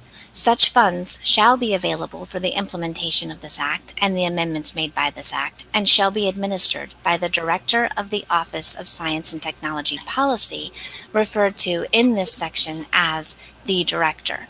And then right underneath it, it says Transfer of Funds Authority. For fiscal years 2022 through 2024, the Director shall transfer any funds appropriated to the Directorate or any other Directorate or office of the Foundation for activities directly related to the key technology focus areas. In other words, it's giving this person the ability to basically have carte blanche with this funding to do whatever they so choose, because it says related to the key technology focus areas or the key technology focus areas. So in other words, it doesn't even have to be spent on what they tell you they're going to spend it on. Yeah, and that's the big thing, where the complexity enables them to conceal the victimization of Western kind and destruction of Western civilization. That's the kind of thing that, just this superficial approach always ends up missing. But I didn't want to interrupt you, please. That's a powerful part that you just read about this director, and I think that we're going to end up finding. I mean, unless I'm way off base here, but this director of science, tech, and policy is going to end up allocating funds for things that don't have anything necessarily to do with science and technology. Exactly. So what is going to happen, it says, not later than 90 days after the date of the enactment of the Endless Frontier Act, or what it is now morphed into, the Director shall establish in the foundation of a Directorate for Technology and Innovation, and they shall carry out the duties and responsibilities described in this section. And then it goes on, and it talks about strengthening the leadership of the United States with technology, addressing and mitigating technological challenges, enhancing the competitiveness of the United States. But then all the way down on Section E, it says the Directorate will utilize the full potential of the United States workforce by encouraging broader participation in key technology focus areas by underrepresented populations. And that is the first inkling in this legislation of where it's heading. So they're telling you that they're going to really focus in on all these technological areas, but then they give you a hint here under Section E where it talks about utilizing the full potential of the workforce and really bringing in those underrepresented populations in this arena? Well, of course, we all know the underrepresented quotation marks populations in this arena are non-white individuals um, in the science and technological fields. Yeah, So, that's yeah. no, that's this, folks, and this is how they always put, and this is how we always have to craft. It's a difficult thing, but because we have been subjected to anti-whiteism our whole lives. So I'll just very briefly say, when we, like, Carlyle is telling us what they have written, and what they write is that the anti-whites write that they're going to bring in these underrepresented groups. They're still not quite, I guess, yet at the point where they feel like they can have enough power that they could just always say non-whites. They do in many places. We have seen in other bills where they do mention the races, these non-white. They end up naming all non-white races, and then there's only one group left that is not able to get the money or get the loan or get the business help or whatever it might be. But when the anti-whites are talking about bringing in underrepresented groups, when you read them saying this, or you hear Carlyle sharing with you that they have written this, what you then do when you go into your life, in your own thoughts and with those you communicate with, is you translate that to what they're really saying. And that is that with this money, we will discriminate against white people and prevent them from getting tech jobs that we are creating. We are actively going to discriminate against white people. So don't go to yourself, don't go to your friends and family and say, can you believe they're going to help out the underrepresented groups? Because why not? Why not help people? That's what folks are going to think. What's so wrong with helping people? Their focus is in the wrong place. The focus is supposed to be on who's being victimized here. Because with the law of the land, with the policy, they are enacting discrimination based on our biosphere, based on our race. You can't get out of that. And don't ever say skin color. It's based on our race, based on our biospirit.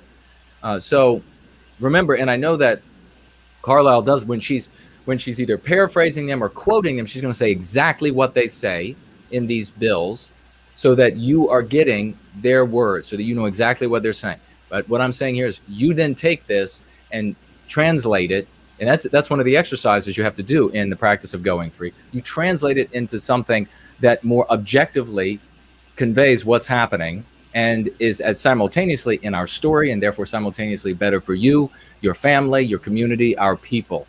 But so please, I mean, how nefarious is this that they're sneaking in this section E, this, oh, we're just going to make sure that with this money, we are going to actively discriminate against white people. Please proceed. I apologize for interrupting. Oh no, it's fine.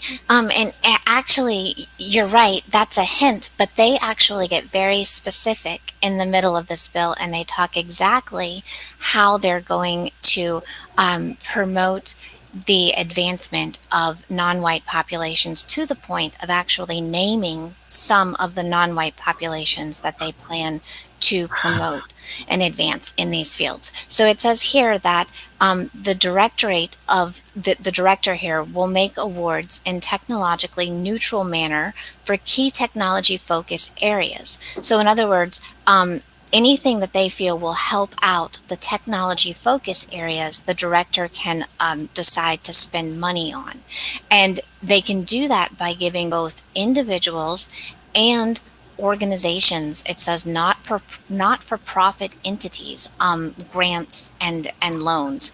And it says that they will do this based on, it says, shall include and be led by an institution of higher education. So to get these grants and loans, an organization must be inclusive of or led by or started at an institution of higher education or by a not-for-profit entity and designed to support technology development, and shall include one or more additional institutions of higher education, and shall include at least one of the following. And shall is really an important word, because in legislation you will see may include or you will see shall include. Shall include means it will happen. It must happen for them to get these grants. May include means it, it could happen. They could be from one of these entities. But what they're saying here is that the organizations that are going to get this $1 billion must include one of the following: a historically Black college or university, a tribal college or university, or another minority serving institution. And it specifically says minority serving institution. It says an institution that participates in the established program to stimulate competitive research from the National Foundation Authorization Act of 1988, which is an umbrella entity that includes lots of different promotional programs for including various what's considered minorities into the STEM and scientific fields. So it has to come from one of those places. Listen to that, folks. Listen, for this $1 billion. Now we translate. Carlisle's going to be there for us to paraphrase and to quote specifically the legislation, what the anti-whites are saying. We translate, and what it says there is it cannot be for white people. It's intended to therefore intended to victimize Western kind. They intend to victimize Western kind. And this is another thing, and this is the theme of talking about this today, is that the Republicans, what's about to be created, that will be dispersing the funds with the intent of victimizing Western kind. How does it victimize Western kind? It's tax dollars predominantly created by us, our ingenuity, creativity, industry, etc., for jobs that we won't be able to get, high-earning jobs that can be translated into business opportunities, business creation, wealth creation. All of this is a massive theft. It is a massive victimization of Western kind. This is not the first time this has happened. The anti-whites who call themselves Republicans with the anti-whites who call themselves Democrats have created such offices and such entities in the federal government tens of thousands of times over, to the tune of trillions and trillions and trillions of dollars beyond imagination. That is what you have been putting your faith in when you think the Republicans are going to save us, or this vote will do it for us, or what have you. That when those people are up there, they should be they should be heckled by all of the white people in the crowd for hating Western kind. So just think about this. Is just one office, so there's one of the $1 billion that is going to be dispersed, specifically stating to victimize Western kind. So Exactly. And it's not just $1 billion, it's $100 billion. Oh, $100 billion. Over $100 billion. It's $112 billion that they are allocating to this program. And it goes on in section 5, it says providing scholarships, fellowships, and other student reports.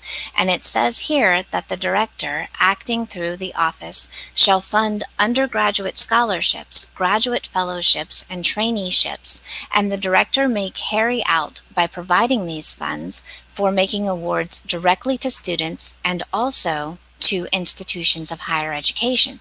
So it actually states that they can make these loans, these federally funded dollars, your tax dollars, they can take them and give them to students that they want to promote in the STEM fields. And the way that these students can get these awards are they either have to be a student studying in this field, or they have to come up with a presentation to present to the director that will show that their particular plan or their particular business proposition will actually support the traineeships or relevant programs at institutions of higher education with high enrollments of underrepresented populations. So again, they're talking about even the allocation of the grants that they give to folks that are coming up with, hey, I have a technology kind of program, I have something based in that area, for apprenticeships or what have you. My company will offer apprenticeships to X number of students. They're going to come back and say, okay, but it has to be at a college or an institution that has underrepresented students. It cannot be at a predominantly white college or institution. Wow, what infamy these this is, it is, and this is one of the reasons why, and I'm going to pass it back, we just keep rolling. This is one of the reasons why, folks, we break things down completely differently, and we look at and articulate specifically the victimization of our people, and therefore the victimization of ourselves as members of that people. You cannot defend yourself. And how much evidence do you need of this?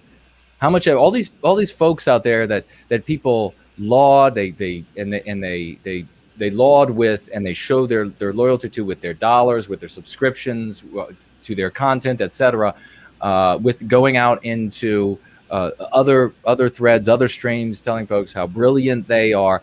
And these folks are still talking about how dare they help out these non-white groups? How dare they? They've only allowed it to be they've only allowed these all of the grants and loans and all to go to non-white people. Can you believe it? Well, yes, because in the anti-white narrative, where people are living, which is not reality, it's in the subconscious mind, the fiction that we are forced to live is that non-whites are endlessly suffering, it will never change in the anti-white narrative until, if we stay, until the last bloody pages of that narrative for this once great people, Western kind. If the state of non-white people being impecunious, being discriminated against, being hunted, being literally hunted, that state will never change. And as long as it never changes, the argument, do you see how this is like the 200 IQ level, and that this is why so many people have not been getting it, and why we have been going so wrong for so long? And I tell you this, the anti-whites at the top of that pyramid laugh themselves hoarse with the fact that our people continue down this destructive path, saying, how dare they do this for the underrepresented, using their verbiage. And Jason came up with different verbiage. What a freak that guy is. The underrepresented groups and the disadvantaged groups and the frontline groups.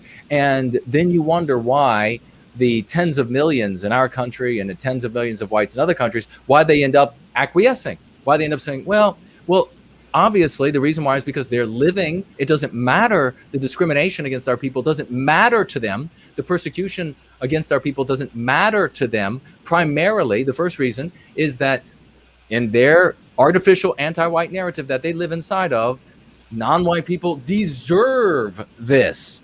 They deserve for us to be discriminated against, and they deserve to be given all of this extra because they are so downtrodden, they're so discriminated against, they're so persecuted. You cannot talk about this in the way that they articulate it and end up defending yourself.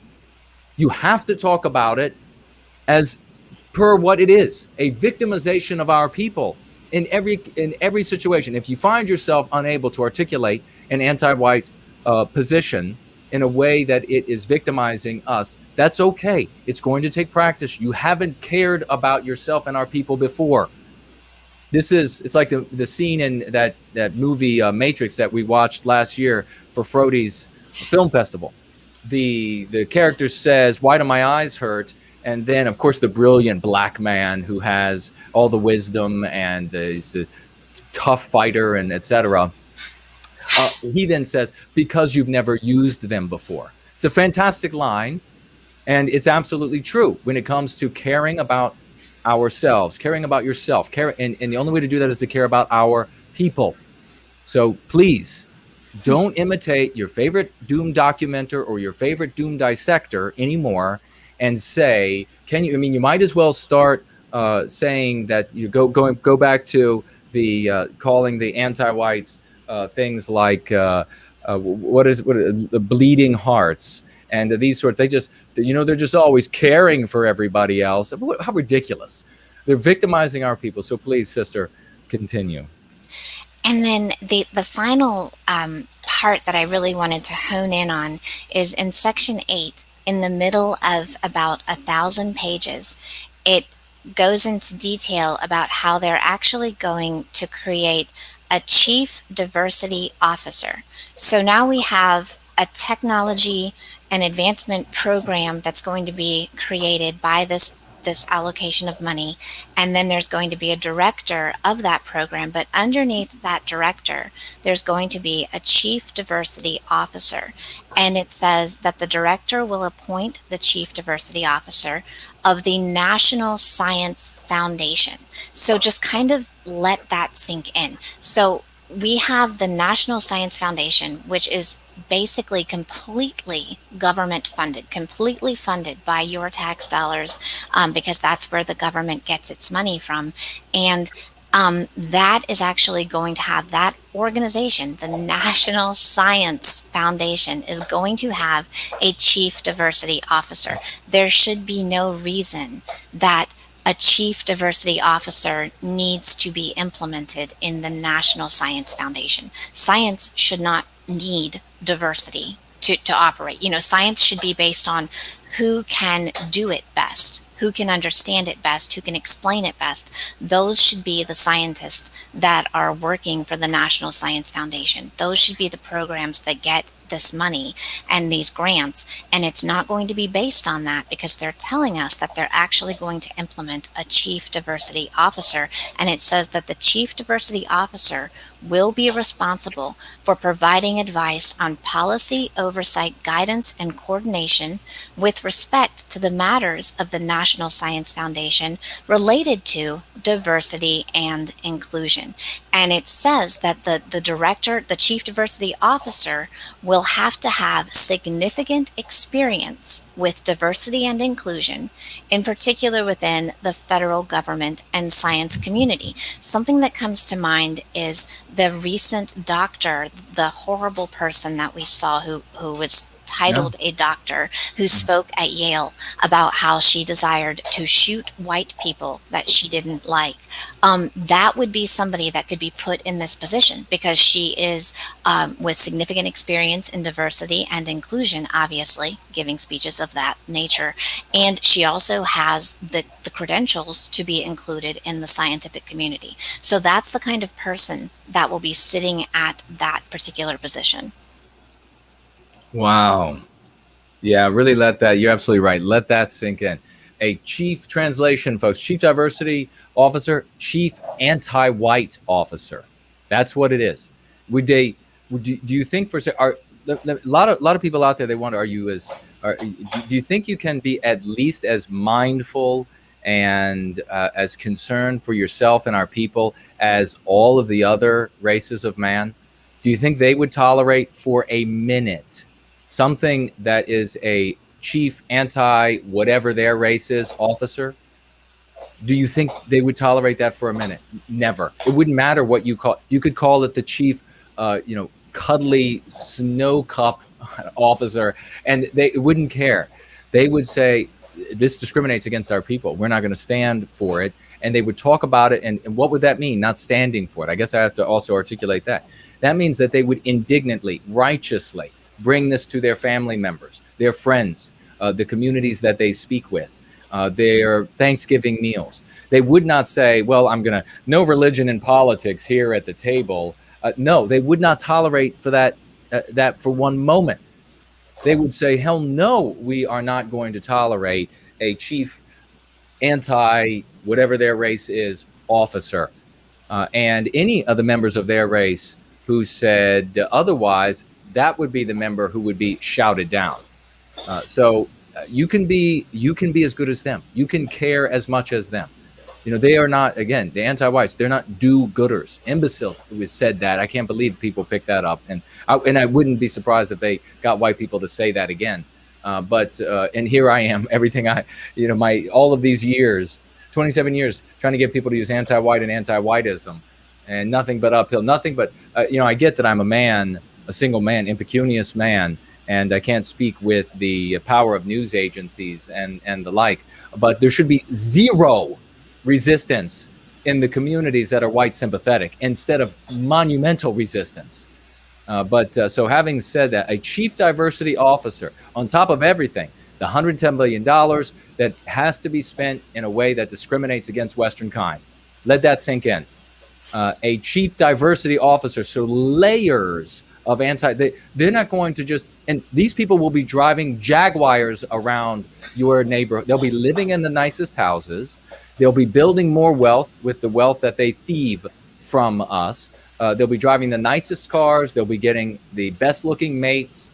They will be buying up the businesses because they have to do something with their wealth. And then you end up working for these people who hate you, as Carlisle's talking about here with this monster, this anti-white monster who said she fantasized regularly about murdering white people, and nothing happens. Nothing happens to her. Why does nothing happen? Because our people are so mired in talking about do-gooders and how they're going to, they're going to help the disadvantaged people. This sort of idiot and doom documenting and doom dissecting, they cannot think straight to end up in a thought chain that leads them to decisions and actions that benefit our people. We do that here, and we are bringing you, and we will bring, because Carlisle loves to do this sort of this reading. We're going to be bringing her back again, and we'll find out more and more. We're going to continue with this now, but we'll find out more and more of what the anti-whites are doing with these bills in these intricate ways. So we're at the point where we're seeing that there are multiple levels to ensure victimization of Western kind. Please continue. Exactly. And I think that that's what's so important here, is that it started out in the beginning just mentioning as one of the various tenets that they wanted to bolster underrepresented populations. And a lot of people don't read past that. So people will read that and they'll think, oh, well, that's just on section E of the first section. So really, that's not a big deal. But then as you get further and further into this, you see that, well, actually, they go into how they're going to allocate the money to the scholarships. And then in the middle of this 1,000 pages, it talks about, oh, by the way, we're also going to go ahead and create a chief diversity officer, so that they can be in charge of, recommending diverse policies for the National Foundation of Science. And I think that this is just a really good example of how a quote unquote Republican conservative bill designed to help the United States. And, it looks good on the outside. It looks very shiny. We're talking about, competing with China for technological advancements. Just very, very good stuff. And then you dig down into the center of it, and it's really just very nefarious and incestuous and just lots of different organizations coming together. But the basic line of it is it's not going to get passed. It wouldn't have passed just on the 72 pages alone. They're not going to pass something until they have made it as anti-white as possible on the floor of the House and the Senate. Wow. And here, folks, of course, we know that anti-whites who call themselves Democrats, woke, and the like, we know that, of course, this is what they do. But, folks, this is what the Republicans do as well. This is what the conservative and Republican leadership, as she's pointing out, this is what they do as well. They have these wonderful little sound bites for their donors, so they can continue to mislead. And I'm going to start using this word, Boeotian. Everybody's going to have to learn this word. I didn't neoterize this one, but this is a word that perfectly describes these goofy, these Mayberry Muppets that you see who call themselves Republicans. You don't see anybody as like dithering and drunk on this like navel gazing in the Democrat Party. You just see them in the Republicans. They seem to be incessantly drunk with their navels. I don't understand. But Boeotian, it's just they're backward, they're gullible, they're credulous, they're low IQ, they are stolid, they are nitwits. I mean, it's just Boeotian.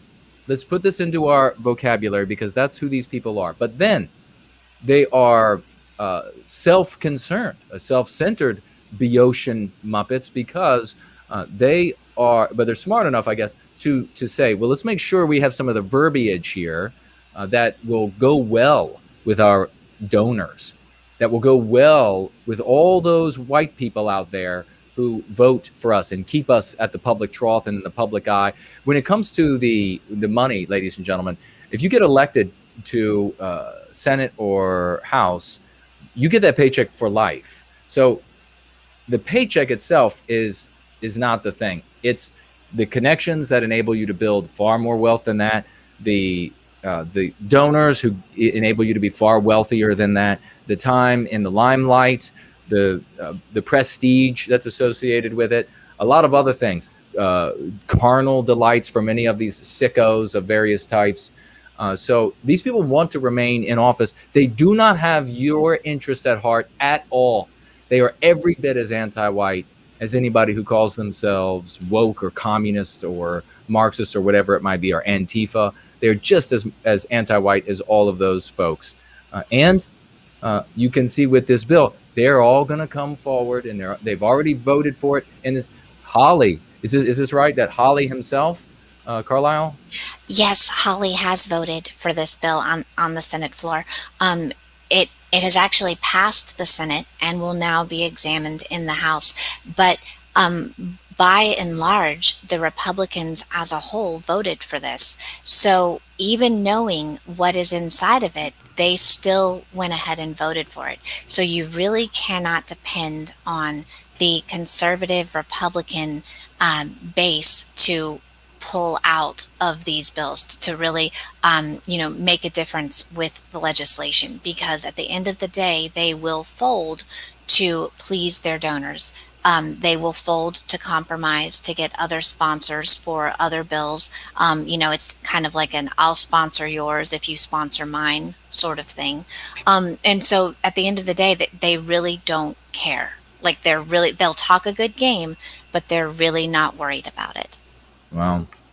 Well, folks, I mean, you're hearing it and you're seeing it. I mean, if you've kept your eye on the pulse of politics in the United States across the West, here, and if you're just reading the papers, or watching the news at all, and you really should stop the doom documenting, by the way. But you see that there's even this tit for tat, this quid pro quo. Hey, you sponsored my bill, I'll sponsor your bill behavior. You don't do that with people's lives. You don't say, I'll sponsor whatever piece of trash that you bring forward as long as you sponsor my piece of trash, because I've got to go to my donors to get rich. So we'll just help each other stay rich and living it. So Josh Hawley, I roasted this dirtbag. And if you want to watch that roast, it's on the channel. It's also, of course, on Odyssey and elsewhere. But he gives a speech where he talks a good game. He says he cares. We got to do this. He was talking about radical hope. I mean, what? It's just very super cringy. But he makes white folks who vote Republican, who finance Republicans, he makes them believe that he's going to do the right thing. Well, there were 72 pages that would have been generally the right thing for America that shrunk to 1/14 of the totality of the bill, and Hawley is fully aware of that. Then the anti-whites who call themselves Democrats and anti-whites who call themselves Republicans said, okay, now all of that $110 billion can only be allocated in a way that victimizes Western kind, only be allocated that way. And then on top of that, they said, oh, we've also created this office with a chief diversity officer to ensure that it's only going to be allocated in a way that victimizes white people. And now the funding of the original 72 pages and what was articulated there might end up being nothing. It doesn't have to be anything now.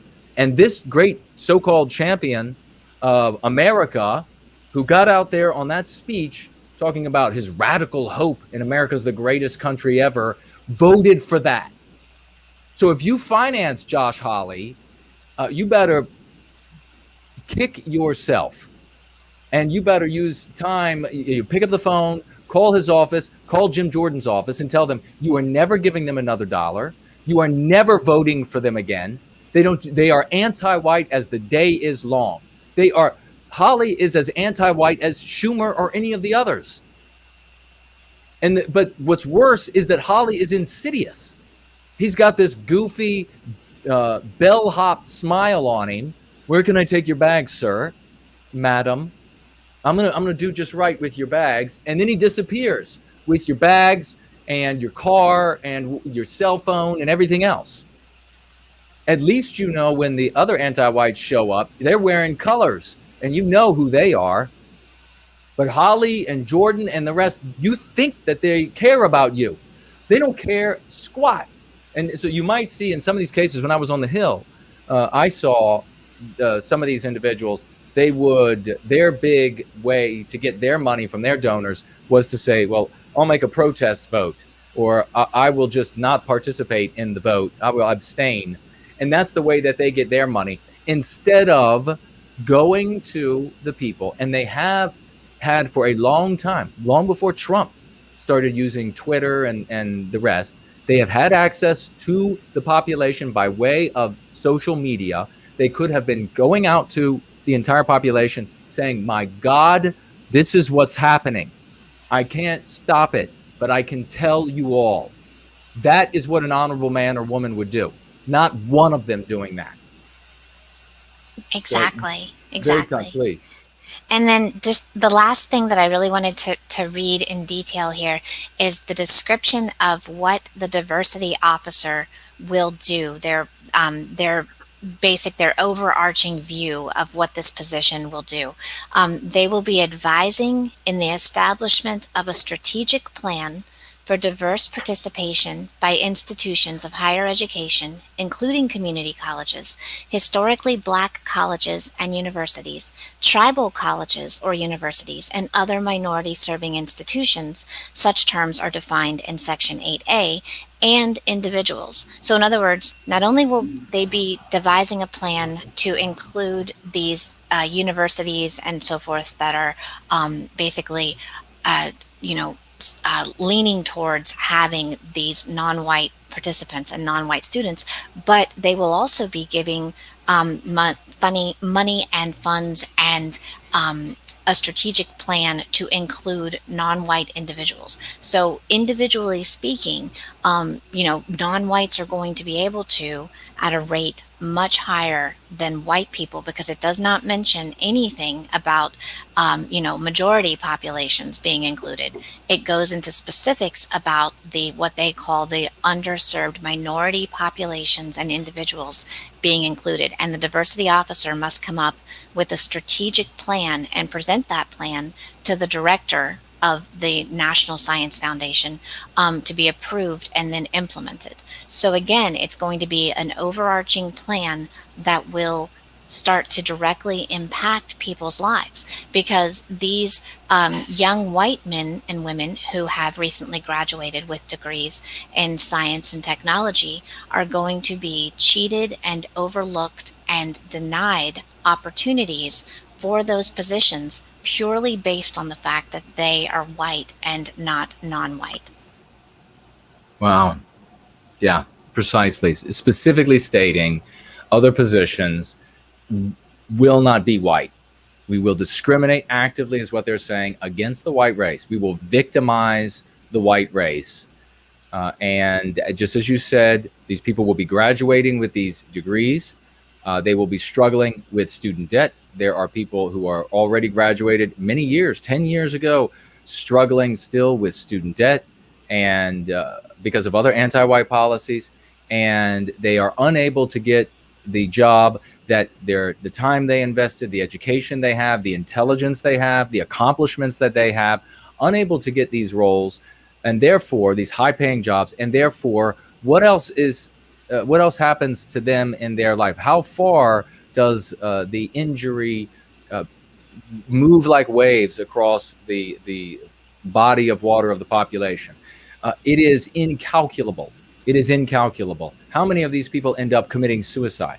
How many of them end up living in dangerous areas that they are ill-equipped, maybe being more of a sensitive nature, a sensitive mind, and that's why they went into these fields. They are ill-equipped, and they are easily taken advantage of by thuggish predators as a consequence. How many of these people are not able then to start families? How many men out there? I mean, if we could see a raise of hands right now of white men who were unable to start family. Now, I'm not talking about like the low IQ'd left side of the bell curve white men who just will copulate with anything and then have a bunch of kids and not able to provide and really are setting the children up for harm and injury. But how many white men out there who were good, smart, strong? They had their ability. They paid their dues. They had intelligence. They worked harder. They achieved more than those they were competing against, and white and non-white. How many of those weren't able to start families? These are the children that we need. These are the strong families that we need. And make no mistake, the anti-whites know that very well when they victimize us in this sort of way. How many of these people end up not being able to start families? So if we were to have if we were to see a raise of hands, it would be like these white reeds from here to the horizon of white males who were not able to start a family, and maybe they're beyond that point, maybe they have some time left, who knows? But they were not able to have a family because of the victimization. And what does that mean? And how is that the opportunity cost results in the injury to our people? What if Shakespeare had never been born? What if we could go down all of the inventors, creators, of the discoverers, etc., of Western kind? What would we have missed out on? What are we going to miss out on? What are we missing out on right now because of the ramifications of the victimization that anti-whites are inflicting on our people? These are the costs. This is why you should be righteously indignant at the victimization. This is why you need to translate it into verbiage that enables you to think in a way that will provide you with the answers when having these discussions. You cannot continue to think of anti-whites as do-gooders and communists and all of these sorts of things who are helping underprivileged and this sort of nonsense. These people are not underprivileged. These people are they are privileged. They are privileged in the bill. This is a family gathering, but for God's sake, they are privileged in bill after bill after bill after bill. If not privileged, what would you call it when you say this group of people here is going to be discriminated against on your behalf? That is the definition of preferential treatment and special privileges. My God, why have I had to talk for 2 decades in white sympathetic spheres with nobody heeding, or so few heeding, what I have to say? And they just want to go about things the old way. Keep talking about it as though these poor people are having, they need the leg up, of course. You keep using their verbiage. No wonder you can't think straight. And now you have a taste, a small taste of the strychnine that the anti-whites are feeding to Western kind and Western civilization every day in Mordor across the Potomac, right across from the once great state of Virginia where I am right now. This is the kind of thing that they're doing right now. They're calling the privileged the unprivileged. They're calling the represented the unrepresented. Think about that. Are you going to continue talking like them, or are you going to go free and you're going to get over this? Well, Jason created a lexicon and dialectics. How weird of that guy.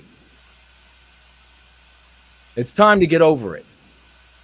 This has been a really magnificent insight into what is going on with this bill. And now, folks, you all know what the Republicans, these anti-whites who call themselves Republicans, what they will be coming to you and saying.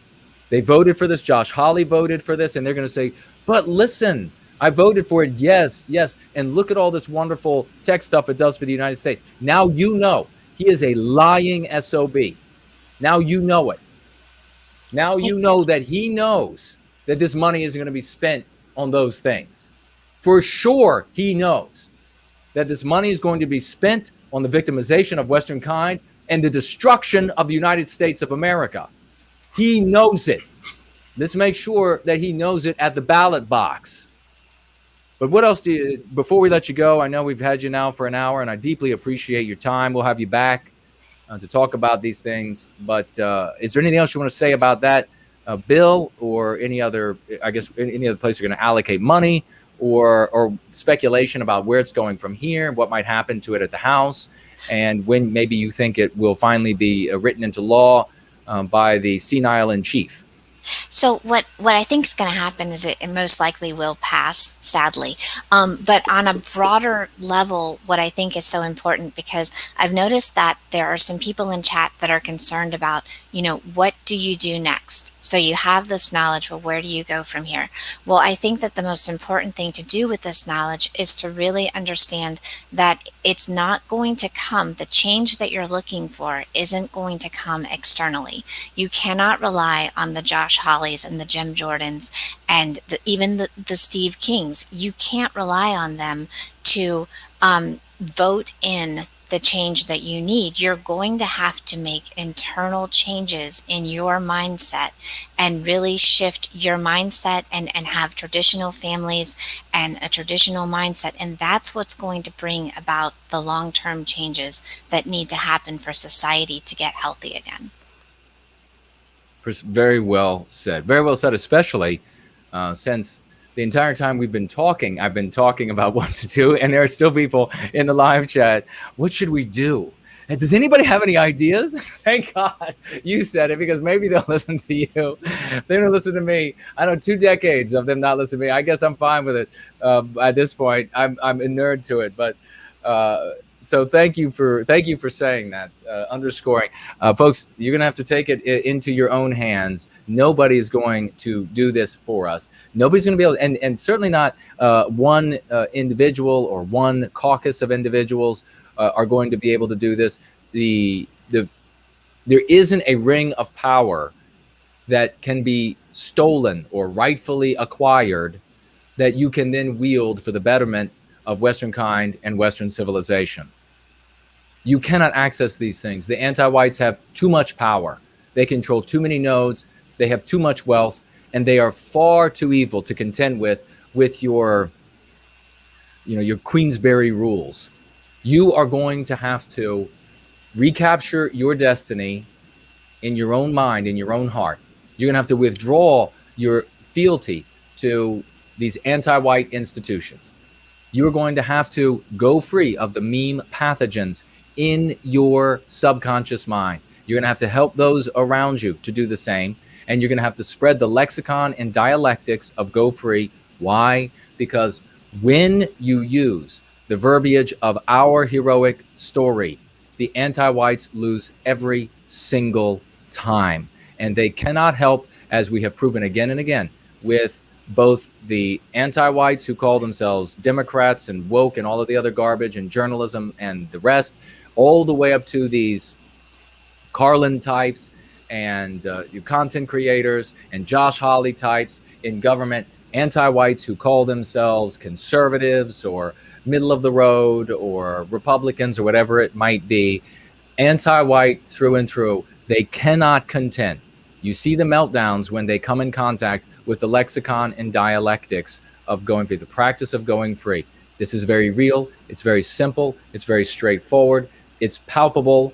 It's applicable. And it is the only thing that is working. So God bless you, sister, so much. Thank you for coming on to the program today, Going Free with us, because I know you had a busy weekend, and you still were able to make it here with us. So we deeply appreciate it. Any final words, and will you come back for another message about another piece of legislation? Absolutely. I would love to come back. Well, thank you so very much. Sister, folks, if you enjoyed Carlisle today, please let's get a big round of raucous emojis for her contribution to white well-being. We deeply appreciate her and everything she is doing. And right after this, we will be right back.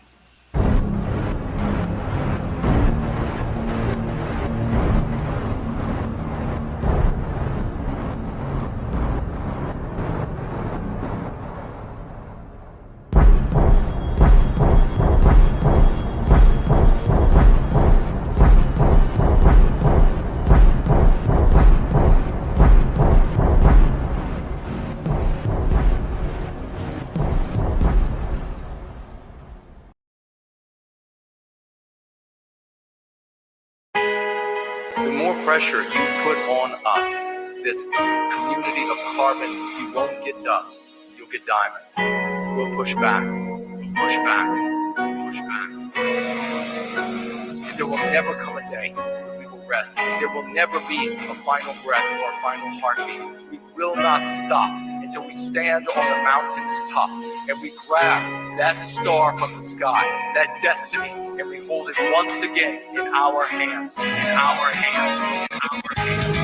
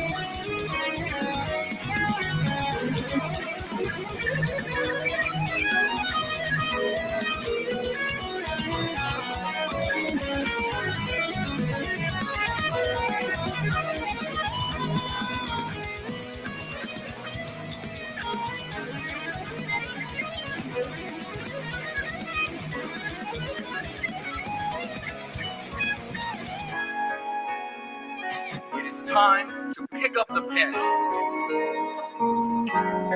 and open the book with its blank pages and write a story where we are the heroes. We are the heroes. We are the heroes.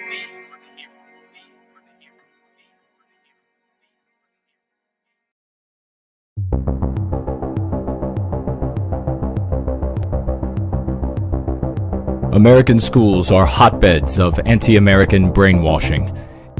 Teachers and administrators are trained to indoctrinate and enforce ideological conformity. Submission is the norm. Crucible is the true story of one schoolboy's struggle against society's obsession with an anti-American ideology.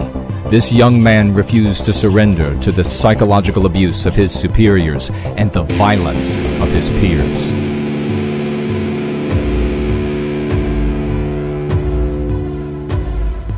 In Crucible, Child Patriot American Victory, two visions of America collide.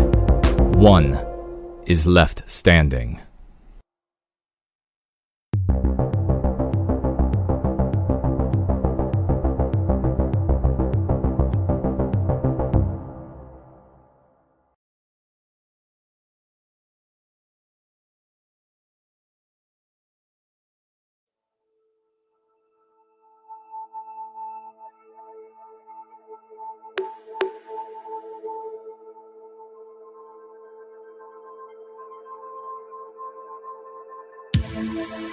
The sound of metal from every step, all that remained, all that was kept, a voyage home, the destiny known, the course is set to the Gwendolyn zone.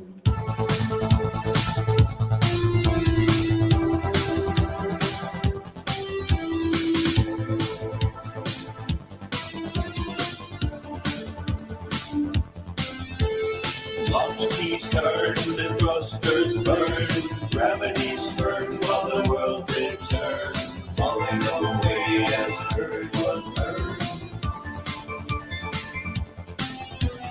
Launch keys turn, the thrusters burn, gravity spurn while the world did turn, falling away as courage was earned. They will sleep for 100 years, rows of faces behind glass of frozen tears.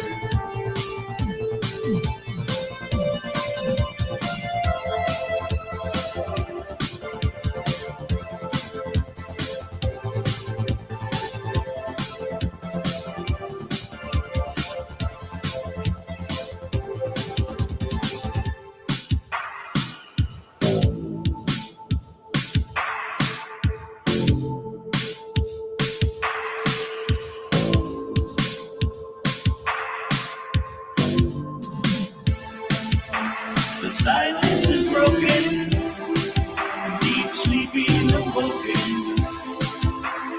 red light flashing, what's going on?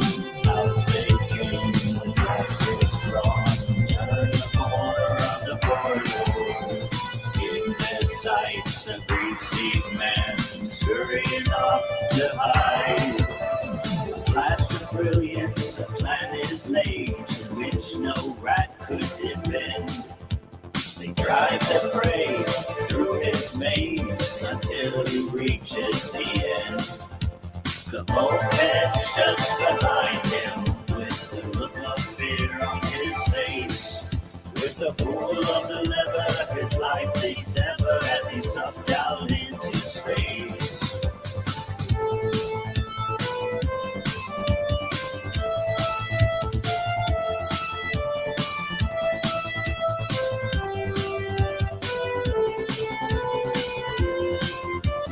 They will sleep for 100 years. Rows of faces behind glass of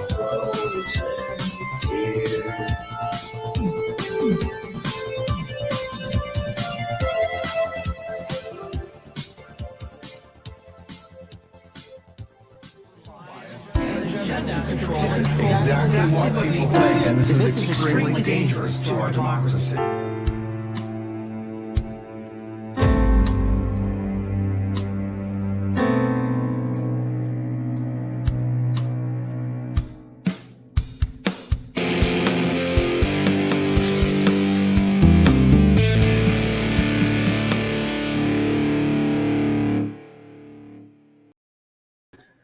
Discovering the truth can always be a heck of a blow, can't it? It's for those out there who are learning of this for the first time, please go back, listen to that segment again. We tell you what's really going on. You'll be able to research and find it out for yourself.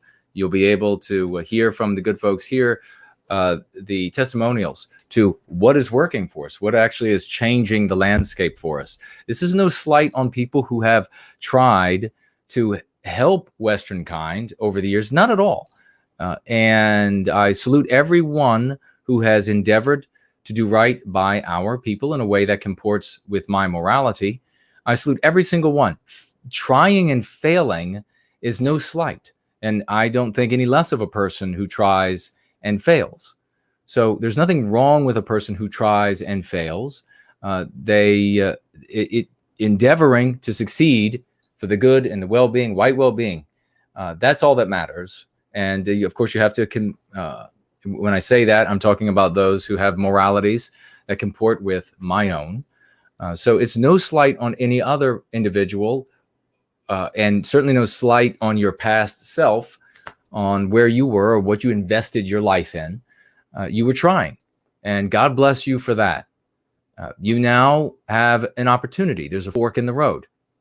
And both sides of the road, the one you're on and the fork before you, both sides are filled with dark force, and you don't know what's there. The one path is the route you've been on, and you've suffered. You can look in that rearview mirror. You can see how all of that has harmed you, our people. The other way has a lot of promise. You can look down the road from all these testimonials, and you can see people saying ahead of you down that road, this is good, friend. This direction is good. Come this way. This road is clear. So you have an option, and you're not going to be, I'm not going to think less of you because you were in a bad place or you were trying and you had invested yourself in an ugly place or a bad place. I don't think less of you. I'll only think less of you if, once presented with this opportunity, you decide to continue down that ugly path. We are all about focus on Western kind and loving ourselves and objecting to our victimization. The only individuals who are the bad guys are those we recognize for their decision to be anti-white. Nobody is a bad guy because of their immutable characteristics. And no one is a good guy because of their immutable characteristics. So big thank you again to Carlisle for coming on and sharing all that great insight with us that we would not have had.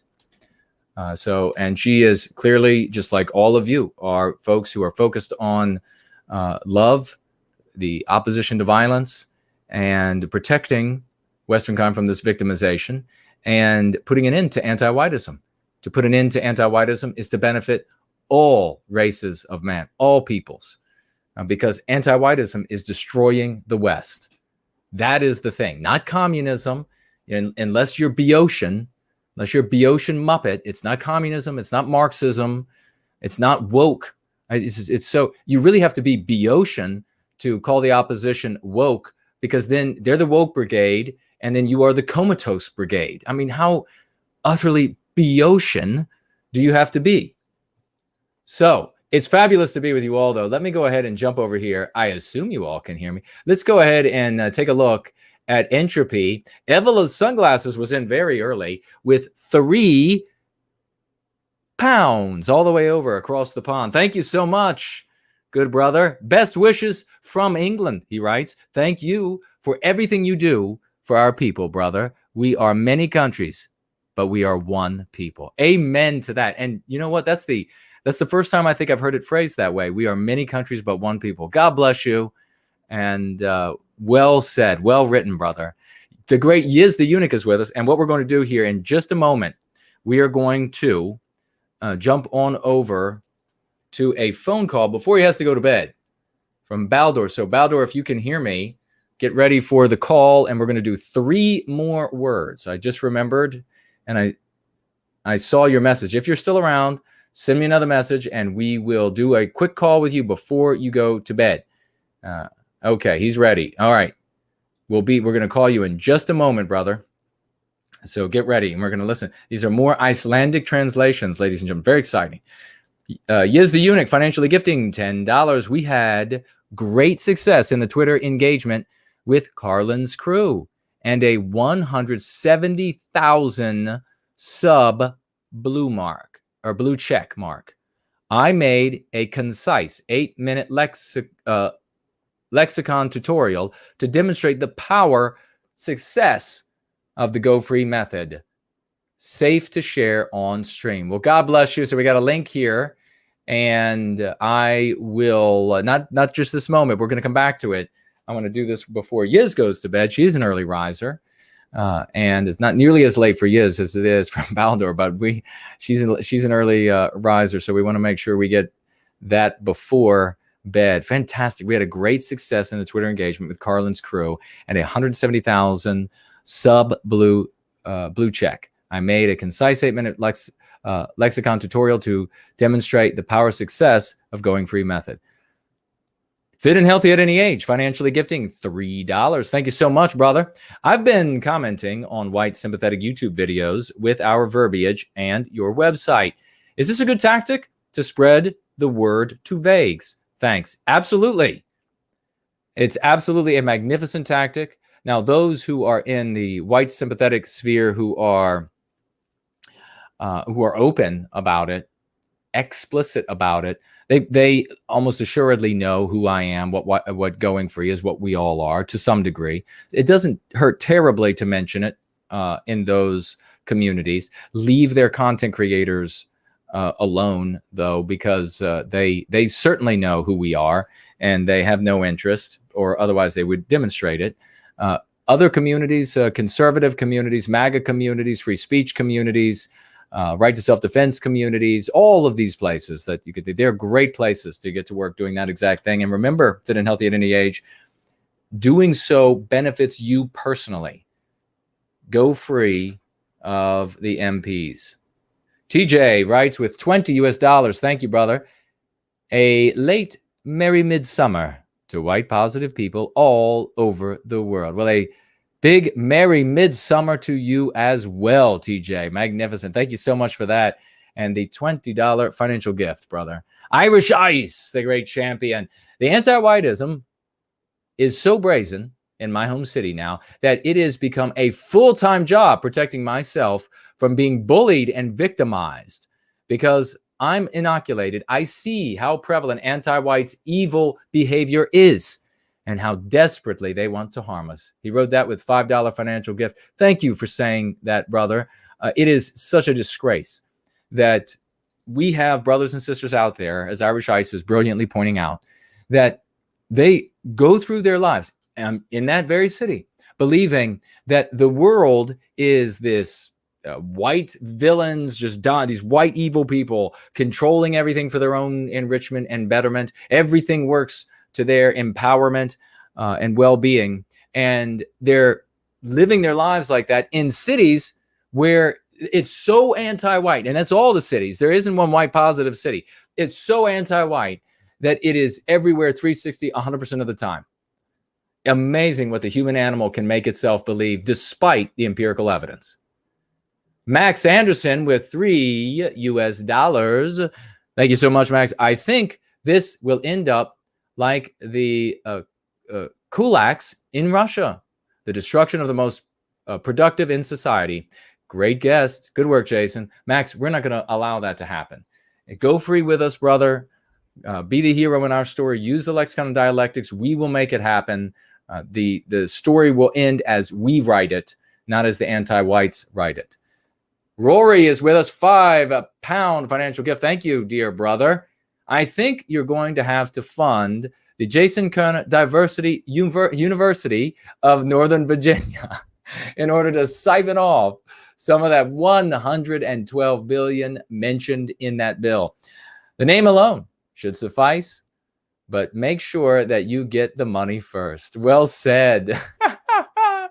Wouldn't that be something? It's the Jason Kerner Diversity University of Northern Virginia.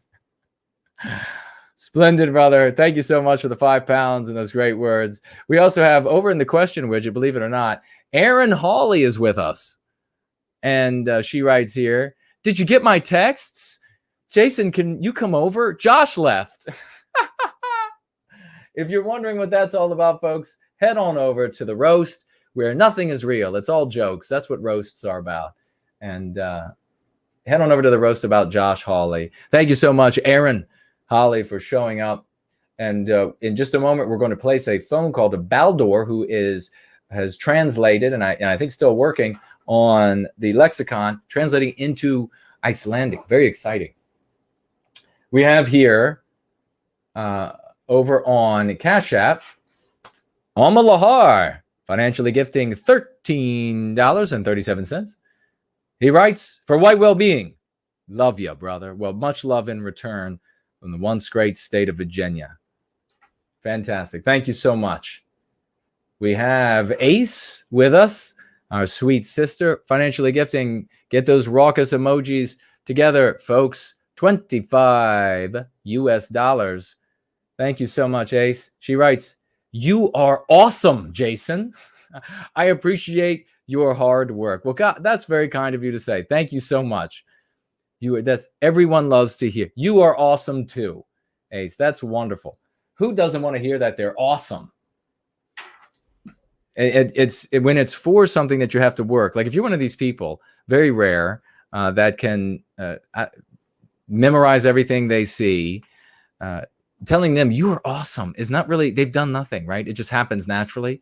Or somebody that's like 7 feet tall saying, wow, you are awesome because you're 7 feet tall. It's not like they worked at it. But when you are complimented for something you have to work your donkey off for, then it means something. We have the great Brad C with us, ladies and gentlemen. A great champion, financially gifting $20 US. God bless you. Always active in service to white well-being. He writes, in honor of the great Carlisle Cockatoo. Well, thank you so much for that, Brad. That is wonderful.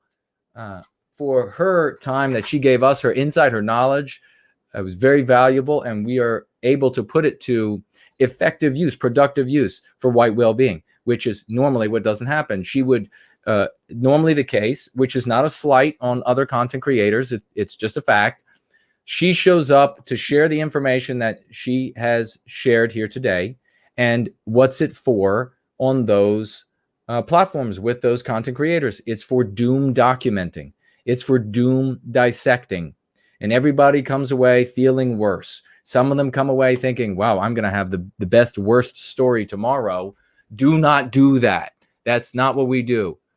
That is called gallows glee, where you are happy that you have the worst story about what's happening to us. No, the only reason you talk about what Carlisle shared with us is to inject the lexicon and dialectics and to help to heal our brothers and sisters. Why hasn't that caught on in a bigger way over 2 decades? I don't know. But God bless you. Good brother. Let's go ahead and make this phone call so this young man can get to bed. This is going to be Baldur, ladies and gentlemen. Here goes the phone call.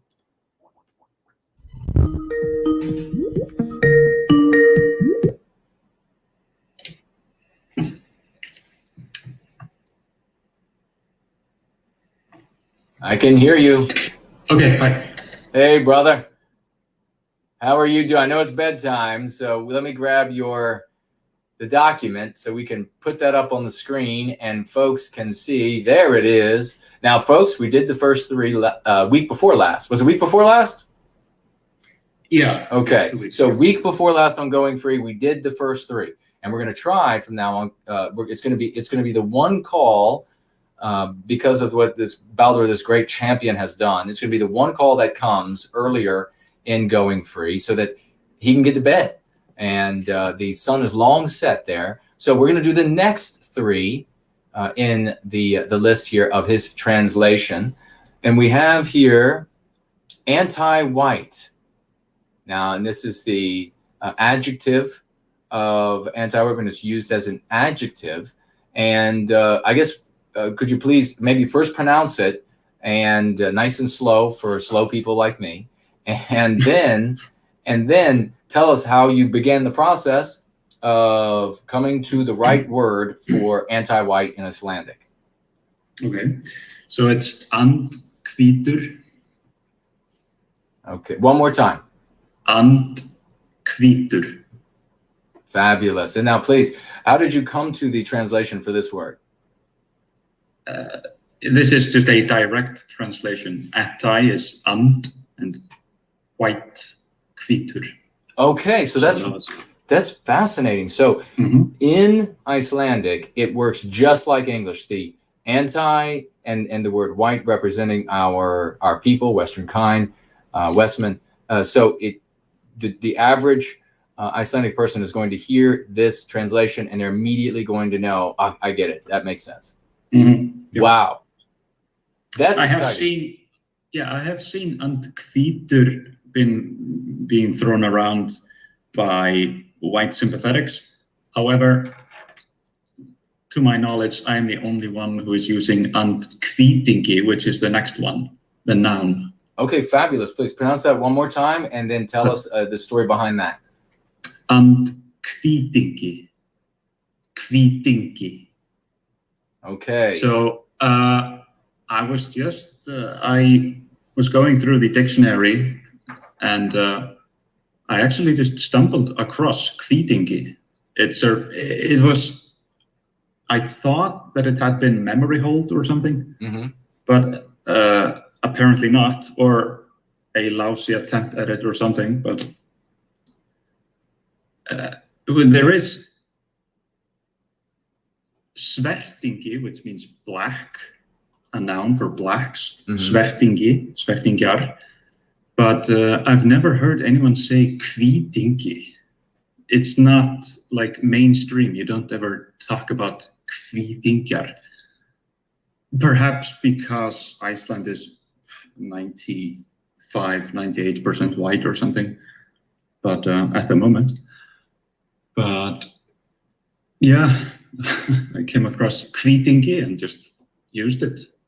Fabulous. Wow. So you discovered, wow, that is really magnificent. Discovered that. That's going to, the world of good it's going to do. I had somebody say to me, well, is Iceland really facing an issue? And then they said the same thing about the percentage there. And I said, of course, if they are suffering from anti-whiteism, it would take one fleet of astronaut border crossers to land in Iceland, and that would be the end. Yep. It would be overrun overnight. This pristine, beautiful environment, heaven on earth, overrun overnight. So no, Baldur is doing a just champions a Herculean job here, translating these things so that our people in Iceland will be empowered to defend our people in Iceland. So it really deserves such a great round of raucous emojis. Even now, when we get into the third and final word tonight, we're so grateful. This is going to become like a great little part of the gathering, going through these with you, brother. I really appreciate it.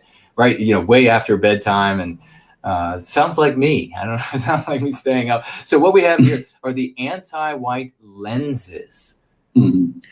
Yeah, so that's andhvítar linsur, and you might see it that linsur and lenses, it's the same etymology. This is just a direct translation as well. This wasn't too bad, but the next one, the anti-white narrative, that was a bit more difficult. But do you want to just take it slow? Yeah, I think so. I think we'll just, and that's a great way to get people hooked for the next gathering, the Going Free gathering, because we're going to talk about this difficult one that Baldur talked about here. But so real quick, before I let you go to bed, anti-white lenses, our people there, when when they hear you or anybody else say the translation, they're going to understand that, okay, this is a lens that is used, a particular lens that is anti-white, of a way to view the world, to view the subject matter. It'll be able to be understood. I know the average IQ there is a little bit higher than the average IQ for Western kind in general, but so they'll get that. They should, yeah. Okay. And Kvitaralin should. That's so great. And folks, let's make sure Baldur has done a magnificent thing here. We need to magnify whenever any of us does something great for white well-being, we need to magnify. So there are going to be a lot of people that you're going to come across in different chat groups and the like. They're going to be very interested in translations, just in general, even translation. They're very interested in the Icelandic language. It sounds beautiful. It's very difficult to pronounce. Even the written words are quite lovely on the page, as you can see. They're going to be interested maybe in that alone. Let folks know, hey, you know what?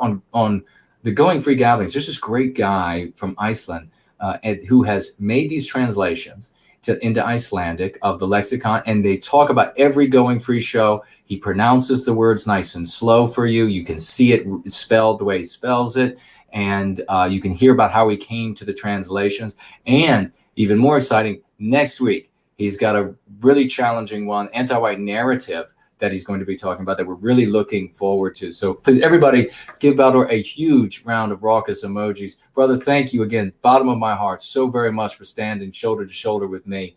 I deeply appreciate it. And not only is this guy bright, folks, you can't see him, I can. He's a handsome guy as well. So I don't know if you need a gal, but if a gal's needing a guy, there's a handsome hero in Iceland that might who knows, might or might not be interested. But brother, we appreciate you. We love you. Thank you so much for this. And thank you. Can I just say one thing? Please, yeah, go for it. Anything. Yeah, so, okay, you were saying if people are asking if Iceland is anti-white, it is. And this is why your concept of the meme pathogens is so powerful, because it spreads everywhere.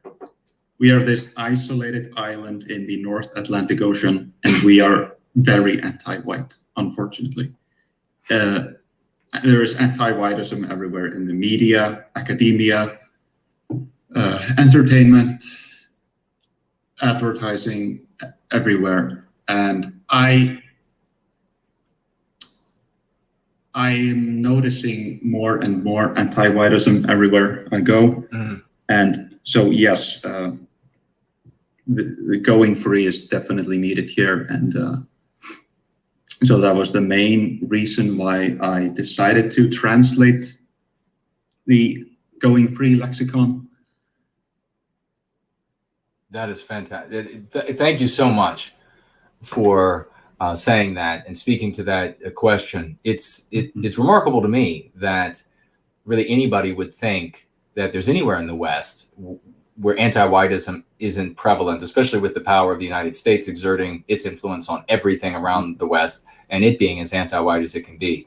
But we know that in environments that are, the more pristine they are, the more they are of our people, our biospiritual projection, where they don't have the other races of man present to give them a comparison, it is far easier to convince them that anybody who would be objecting to any of these endeavors by anti-whites, that they're evil and that they must be monsters. Yeah. So in a place like Iceland, it's going to be easier.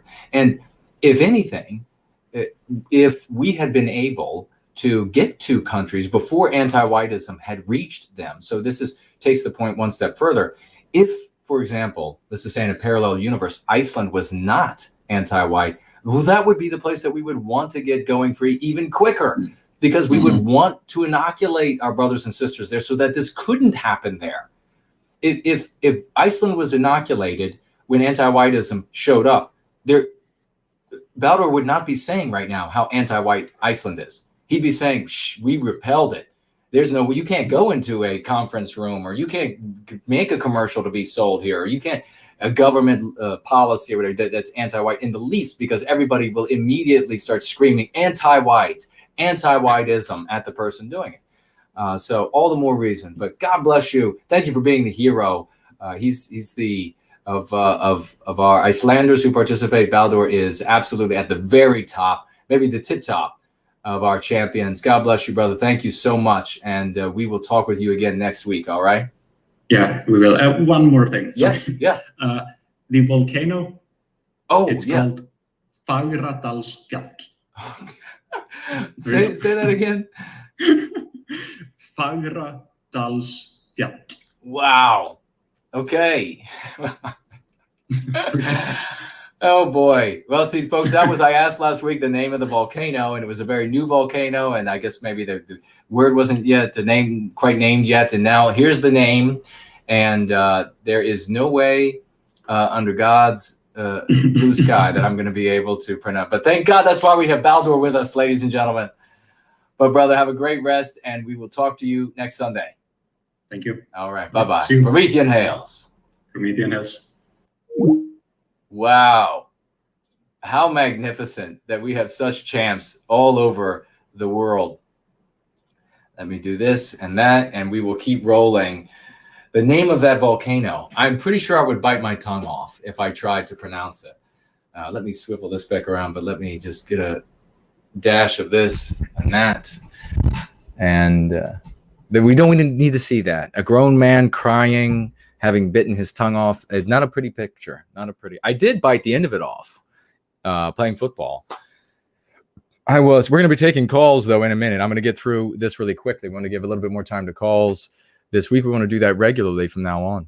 I was playing halfback, and it was a screen pass to me, American football, and I think it was the tackle, offensive line tackle, was supposed to take out the defensive linebacker, but the linebacker easily. What did he even really try? I mean, I don't even remember. The linebacker got by him, and the quarterback should not have thrown me the football, but he did, like an idiot, and he should have read that better. He threw me the football, and as soon as I caught the football and turned, this guy at full speed, 230, 40 pounds, full speed, forehead of his helmet right into my face mask, and absolutely cleaned me out. Devastating. It was a gigantic explosion, the collision. And not just for me, of course it was for me, but all the way up where it was being videotaped and recorded in the stands. And somehow I held on to the football and I jumped right up. I got up first because you're in a race at that point as a guy. you gotta get up first. You're fine. So I got up first, and it was immediately time had run out for the half, and we went to the locker rooms. And as we were jogging out to the locker rooms, I felt the wash on my chin, and it was semi-familiar from, regrettably, being in a couple of a fist fight here or there. I was bleeding, but it was a lot. And I got into the locker room, and I walked up to the mirror, and my tongue really didn't stick out at all because I was tongue-tied severely. And but I was able to lift it enough to see, oh, wow, the end of it is gone. I don't know where it went. I guess it's still out there somewhere, a little headstone for my... But now, if some of you who follow quite closely, I've had some of my tongue cut loose from the bottom of my mouth, and that has presented a little bit of challenges. I've lost the ability to whistle, but and that's really screwed up my wolf whistling career. I used to just every honey that walked by, sure, but I can't do that anymore. I can't even whistle Dixie, and for a Southerner, that's like heartbreaking. I will learn again. So let's see what we have here as we roll on to those phone calls coming up next. We have now Luke Mason is, I hope I understood this right, brother, because I only had in the midst of doing other things. Luke Mason has also known as Imminent Rain, the magnificent artist. He has a GoFundMe, and I don't have it. Luke, are you here? Are you with us? Luke, you can write your GoFundMe into the thread, or if one of the moderators has it or they know about it. Look at Elaine Sabatina with all the tongues sticking out. Yeah. He's got a GoFundMe, and I want you, I wanted to bring it to your all attention, and we will play a song from Luke Mason tonight. His Prometheus Part 1, Creation and the Birth of the Gods. He tells the story of Prometheus rising, and with music, fantastic, professional. And he's still got a couple more to go. We're very excited about that, and very excited about the whole album. But he has a GoFundMe. Please consider gifting Luke Mason. And I'm not going to try to speak to the particulars because I can't even find the tab. If you could only see the mess on the computer screen. I can't find the particular tab right now, but Luke is not a frivolous person. He's a great champion in service to white well-being, and he is raising some money. $1 here, $1 there, $10, whatever you can spare. Go check him out. See exactly what it is. It's worth your time. He's a great champion. We should take care of each other. So whatever it is, it's not going to be something frivolous and stupid. Check it out. Luke Mason's GoFundMe. You heard about it here, and we will get it. We will have Luke or whoever put it into the thread of this gathering afterwards, so everybody can check out Luke Mason's GoFundMe. And for those who are in White Art Collective who don't know about it yet, please help me get the word out that Luke has this GoFundMe. Now, we also have, I wanted to share really quickly, part of the announcements, a wonderful little girl has done this. This is a wonderful, sweet little young lady, a little girl, and she's made some sidewalk art. I guess maybe this looks like it's on the pavement art, and it's beautiful. She has done a splendid job. Let's get her a round of raucous emojis for this sweet little thing that she has done this. Thank you so much, Sugar. That is nice. I really like it.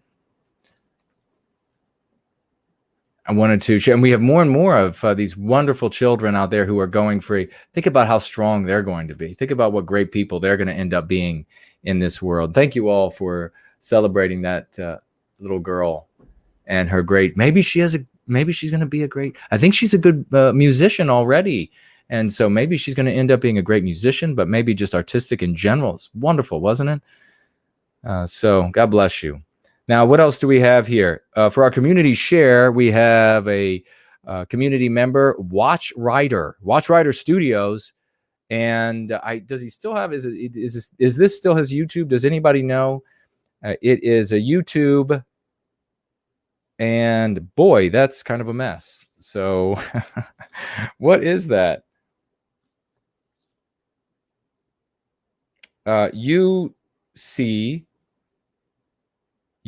This can't be right. What's the name of it? Watch-Rider Studios. Watch-Rider Studios.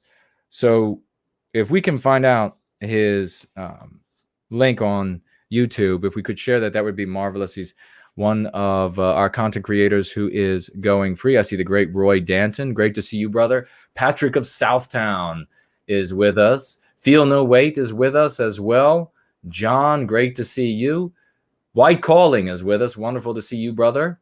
And who have I missed? There's Southern Bloom. You got to imagine, that's a wonderful name. Wonderful to see you, sweet lady.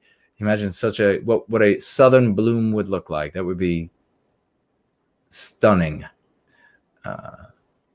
Who else do we have here that maybe I missed? Promethean Healing. Great to see you. What did Rory says that his mother used to love a good wolf whistle. Every woman, they act like the best case scenario is they don't really see what guy it came from, because the particular guy might not be all that wonderful. But a woman hearing a whistle come out of nowhere, and they know they think it might be directed at them. Of course, they're going to walk on the cloud all day long. Nature Boy is with us. Hello to you and welcome. Mirth is here. Yes, in fact, if you all remember, Irish Eye says your insights are pristine. God bless you, brother. Thank you for all of your hard work. 0022 says he's done the same, bit off the end of the tongue. It's very painful. The overall collision, I think, had it was painful, but I think probably yours might have been more painful than mine because I was half out of it. I was really half out of it. You don't get run into like that and have nothing wrong with you. That's why I'm the way I am today. So many of those types of collisions. All right, where are we now? We got the mailbag. And what do we have here? We have, I have not had a chance to even go through I haven't gotten to the mail over the past few days. So this is from, let's look here first because I really haven't had a chance to. Okay, let's get this is from Stephen. Thank you very much. And he has a little note here, and he writes, "Go free." God bless you, brother. And financially gift $10 with that. That is magnificent. It's great. Think about how the complexity of this. I mean, you have the people writing in and financially gifting by snail mail. And that's coming in at the same time that these instantaneous messages and financial gifts come in. There's nothing going to get in our way. We're going to just get through it all. We are not stopping when it comes to white well-being. And we're going to pick up where we left off last week with a little bit more, and we're going to keep rolling from Biospirit of the West, a great champion, as you know. So we're gonna read just a little bit more because we are already into under an hour left in the gathering, and then we will revisit again this great champion's letter that he has written to us. Thank God bless you, brother. And with this letter, he had financially gifted, if you recall, now it's about a month ago now, $100, and we deeply appreciate that, great champion. He writes this time where we left off. I made choices. Well, maybe I'll do the last line of last week. And I am. Wait, is that where? No. I leapt down too far. Okay.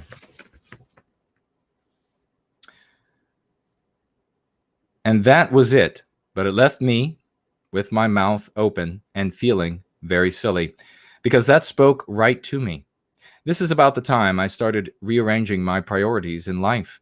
And I think I wrote you a note about how different everything is when one puts white well-being at the apex of importance and considers all things with the question of how my actions will affect white well-being.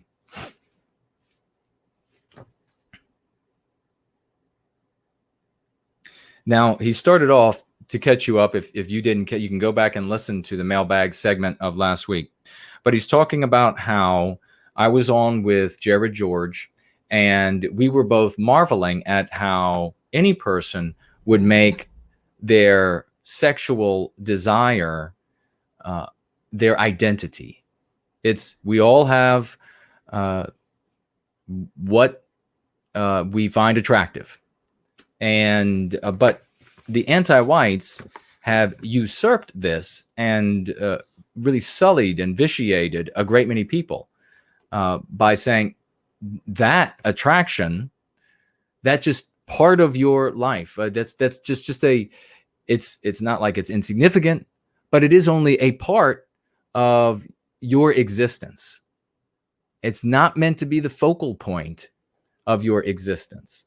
It's just a part of who and what you are. And so what Biospirit of the West has done is he heard us talking about this and he said, you know what, that's absolutely, this makes no sense. And he was kind of on to that path before hearing us have this discussion, but then he thought, yes, I'm absolutely going to make my identity white well-being rather than my sexuality and my identity. He writes here then, back to my meme pathogen. It is not that I think that and of course what he's saying here is the meme pathogen is that your identity, that your sexuality is your identity. This is a really important point that we should never pass over lightly, because in the modern West, thanks to anti-whiteism, it has become, and it is a metastasizing cancer in Western kind. You have so many people who are saying, well, who I am as a human being is this, my sexual appetite. It is as silly as saying who you are as a human being is your dessert appetite. I mean, you like banana splits? Well, you are a banana split. That's your identity. Decorate your house with banana splits. Get a flag of a banana split. I mean, it's nuts. It's nuts. It's not, he writes, that I think that the sexual thoughts I have are intrinsically bad or wrong, nor do I think making the thoughts real through actively engaging in them with other adults is bad or wrong. However, when I ask myself, what are the negative consequences of identifying myself as a homosexual over the years, things really start to mount up. As I said in another note to you, I really devoted my life to hedonistic pleasure. If you make your identity your sexuality, what other route could you go but hedonism? How destructive for those people. Every one of them should absolutely detest the anti-whites who did that to them. What could this gentleman have done, Biospirit for the West? What could he have done with his life if he would not have been caught up in that? As I said in another note, I really devoted my life to hedonistic pleasure. The consequence for white well-being? ? I did not have children, and I am the last male of my family name and the only child of my parents' marriage. Other consequences are I became HIV positive when I was 19 years old, nearly 40 years ago. And I have probably racked up over $1 million in medical treatment costs just on prescription drugs. I'm going to stop there today because that is so powerful.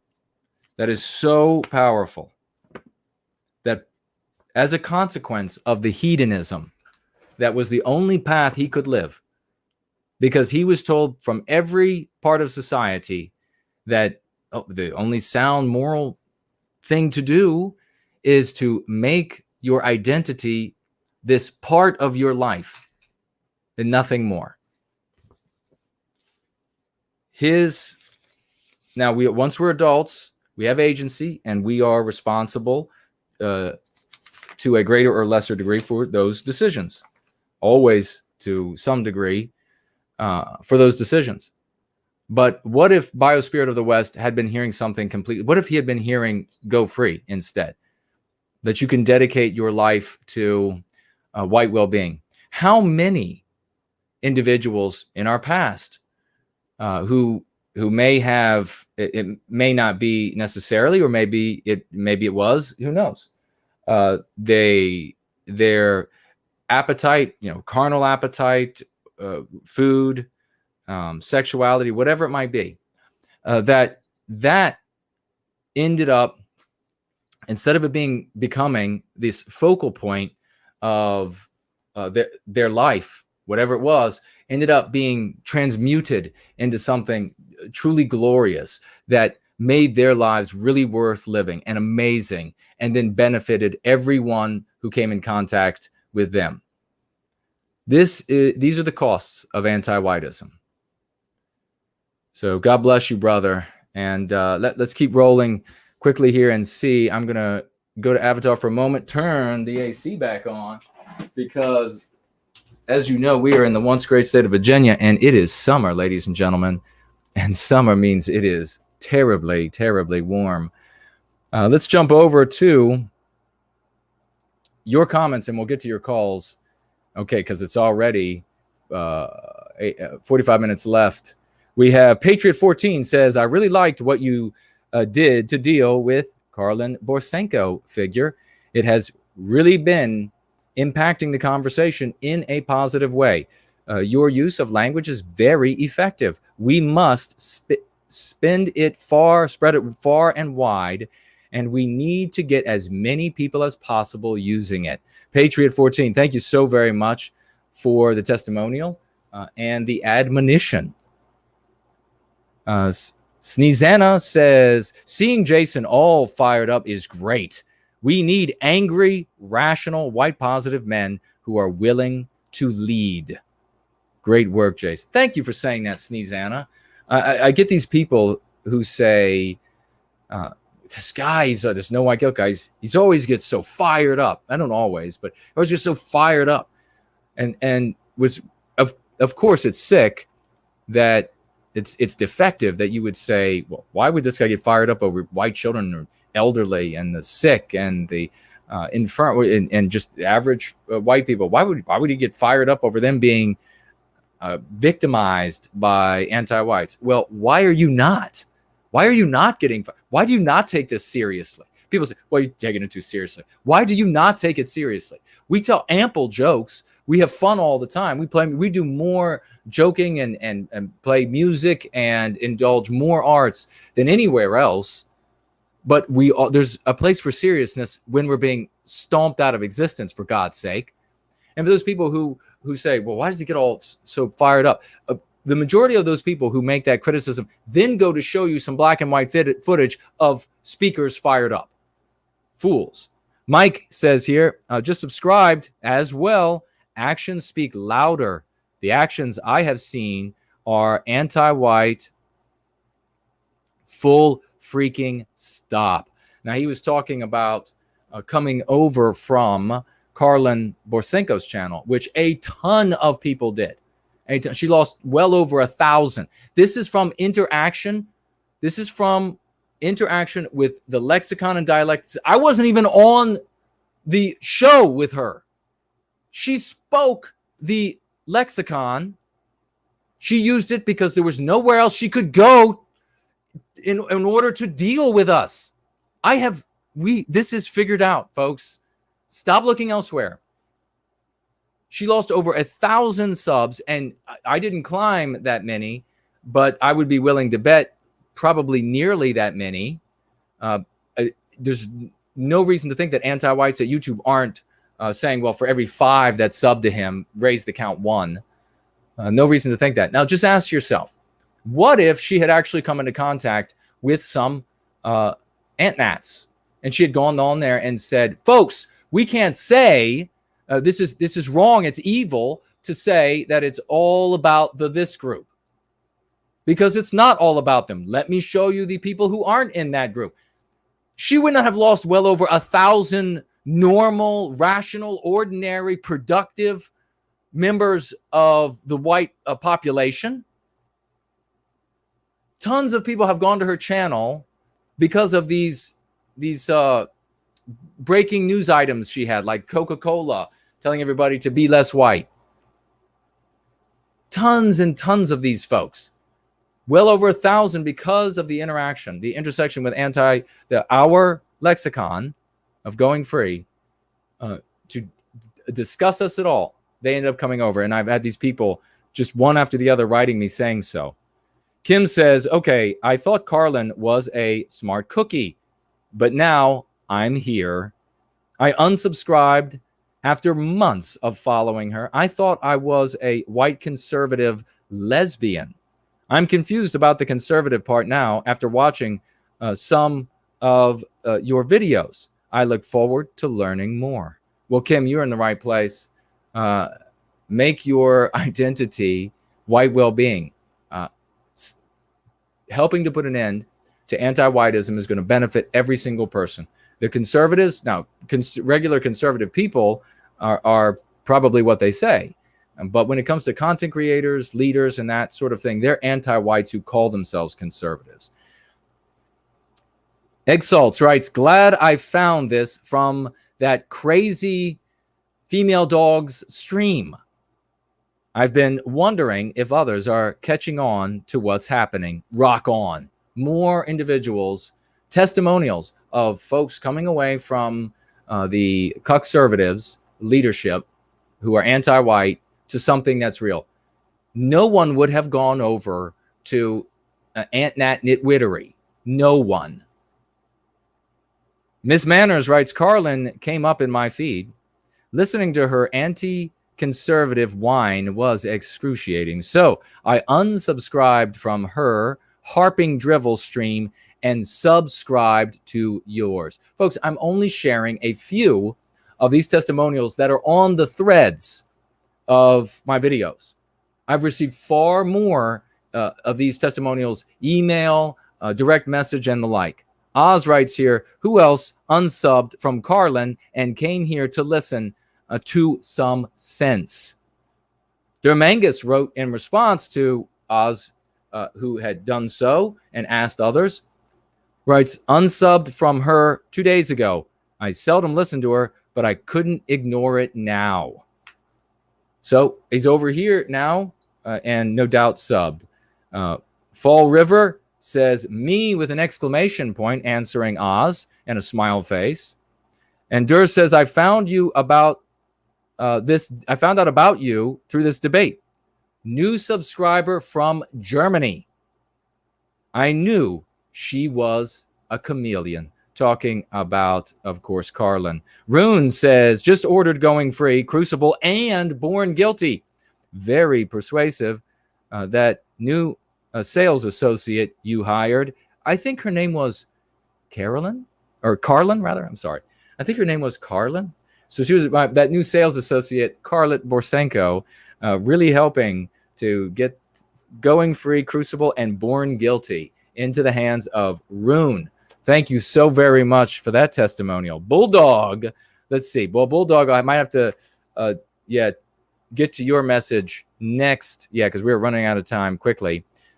Oh, it's about Carlin as well. So make sure you're back next Sunday because we'll be reading more about Carlin Borsenko in the threads. Wonderful woman.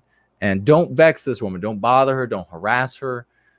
If you'd like to speak to her followers and say, hey, take a look. She really hates white people, this lady here. You might want to jump over to this other guy's channel. Just a suggestion. Do that, but leave her alone. Jeremy says, can you feel it? The momentum is too great for them to stop it. They are short-circuiting, unable to respond to people who aren't playing the villain in their story. We can win this. Don't let off the steam one bit. The Leviathan is showing cracks of weakness in its hull. Let's smash through and sink it once and for all. We'll sink it with roses and kisses, and we will recapture our destiny. Thank you very much, Jeremy.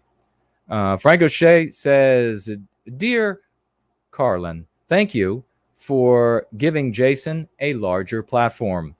He will now have more viewers and likes on this video than in his previous streams. I can feel the momentum building. More and more people are going to be won over. Yeah, you're damn right they are. Dino Storm writes, more than 200 subscribers for NWG. More than 1,000 subscribers lost for Carlin. Comments and likes getting ratioed. Thousands are seeing it. Epic wins this weekend. Jason, God bless you and thank you for that testimonial, sharing that with everybody. JP says, Amazon wouldn't permit my negative review of Sad's book. First time that ever has happened to one of my reviews. There was no foul language or anything offensive of the sort. Yeah, well, this is a continuing saga with this anti-white vile sack of rocks. First writes here, I saw you the other day watching your interview with Blonde, Rebecca. But I came here and gave you a sub after watching Carlin's stream and being disgusted by her behavior and demeanor. Smug, condescending, unhinged, and clearly anti-white. The way she constantly gloated about how much money she was making, the way she described herself as a free speech absolutist, but throughout the stream was clearly trying to get you deplatformed and to sick the MSM onto you. The way she was so obviously incensed by somebody white daring to have a shred of in-group preference rather than pure, unadulterated individualism. The utter lack of class she displayed, the deranged, gawking, open-mouthed smile, and the hysterical, forced laughter at the jokes she solicited from her audience. Everything about her is repulsive. Good luck weathering the storm she wants to bring your way. I'll pop over to Odyssey and subscribe there as well. God bless you first. I really appreciate that. And we have here finally Groundhog Fury, the one and only, ladies and gentlemen. You know him well. Groundhog Fury, a great champion. He writes, so let me get this straight. Not only did the stream about Jason, so let me get this straight. Not only did she, Carlin, stream about Jason until the sun came up, but she also paid her viewers to describe how they imagine Jason's manhood looked like. I wouldn't be surprised if our man here received a bouquet of roses and a half-eaten box of chocolates soon. God bless you, brother. That is fantastic. Yeah, indeed. We might be seeing a bouquet of roses and a half-eaten box of chocolates from, I don't know. We won't name, but maybe you all could place a guess. And with that, we'll be right back. Drowning in the argument, the anti-white says, what exactly is anti-white? You have got to be animated with the righteous passion of reclaiming our destiny. We are the heroes of this era.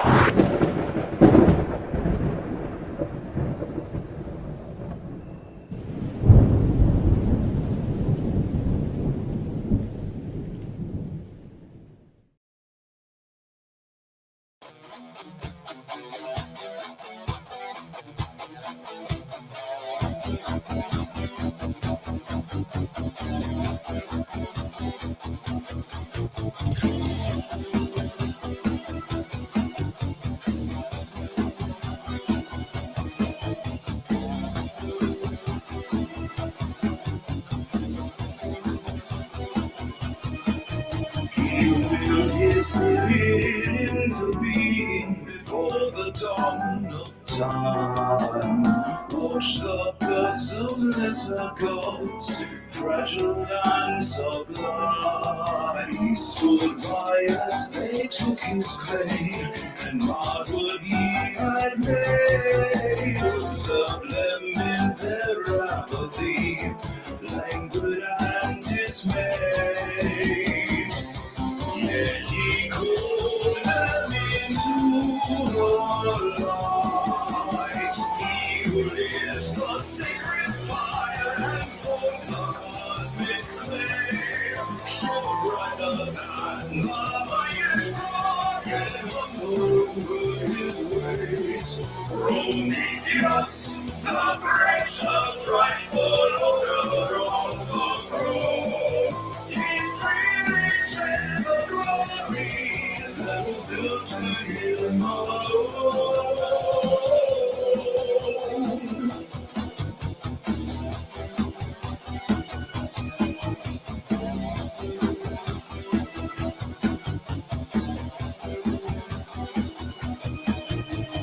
He brought forth the chaos, takes us into the night. Set galaxies in motion, worked into flight.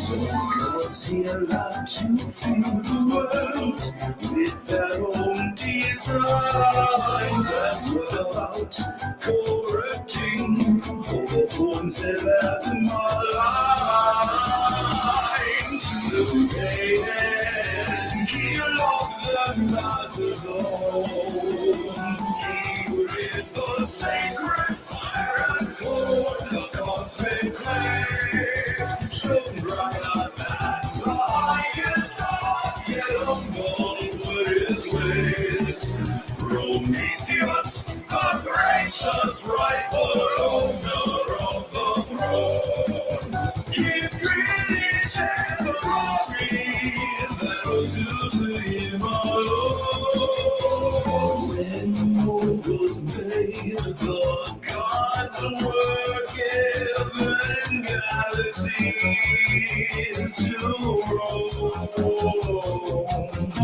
Each will find a fresh new world and call his planet his home.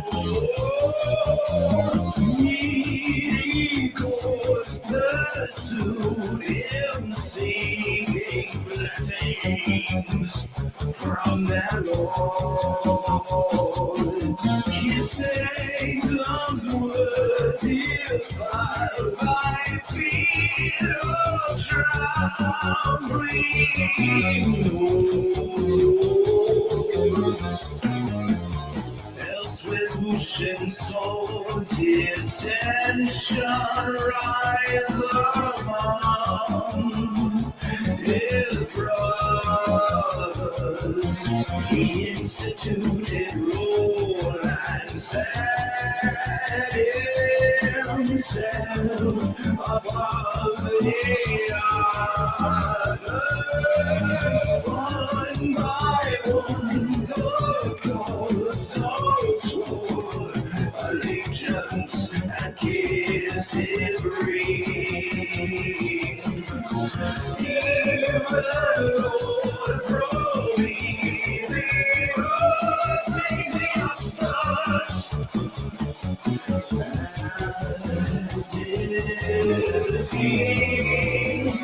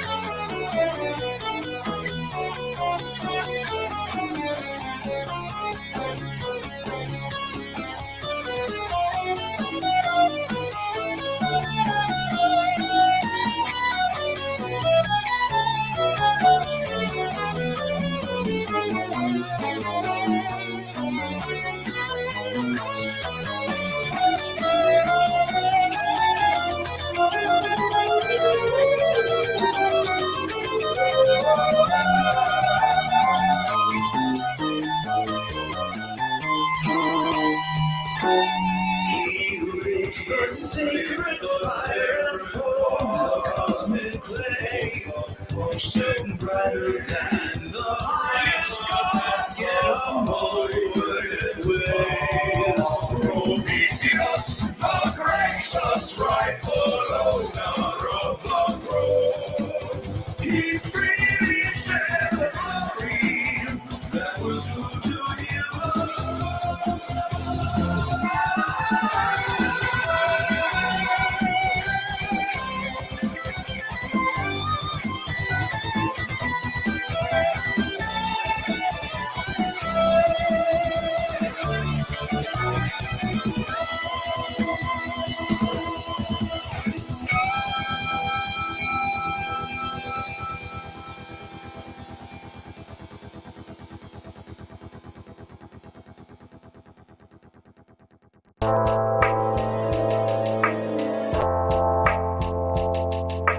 One final testimony here. This is from Nathaniel.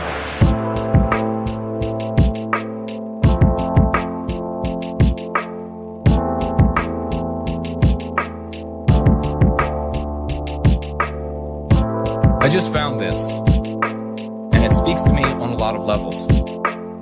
Too many forget that the continuance of a people should come from the love of one's own people, and not a hate for the other. I hate the mistakes I made. I wear them every day, and some I even wish I could take back. But time is merciless and flows only forward. I'm trying to rectify them, but some I may just have to live with. It's an uphill battle. Listen to this guy, No White Guilt. Listen to this guy. No white guilt. No white guilt. No white guilt.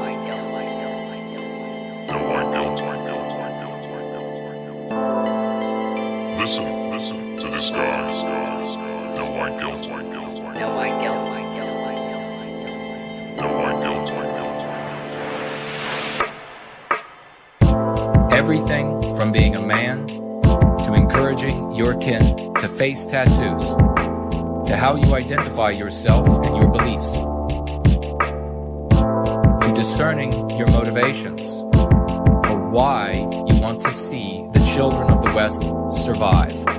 Don't make my mistakes. You'll feel like a fool otherwise. Don't make my mistakes. That's from Nathaniel Nelson.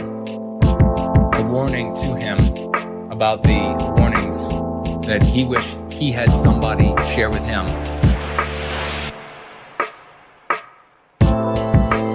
Listen to this guy. No white guilt. No white guilt. No white guilt. Listen to this guy. No white guilt. No white guilt. No white guilt.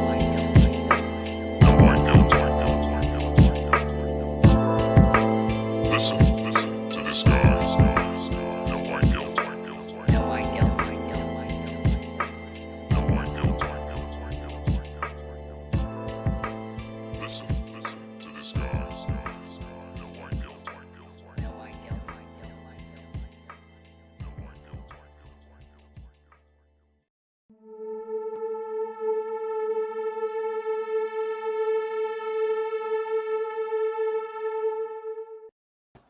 Wow, the stars have come out tonight. Donning Armor is with us and so many other champions. We have two. And there's the great Coconut. Wonderful to see you, sweet sister. Ian is with us. Great to see you, brother.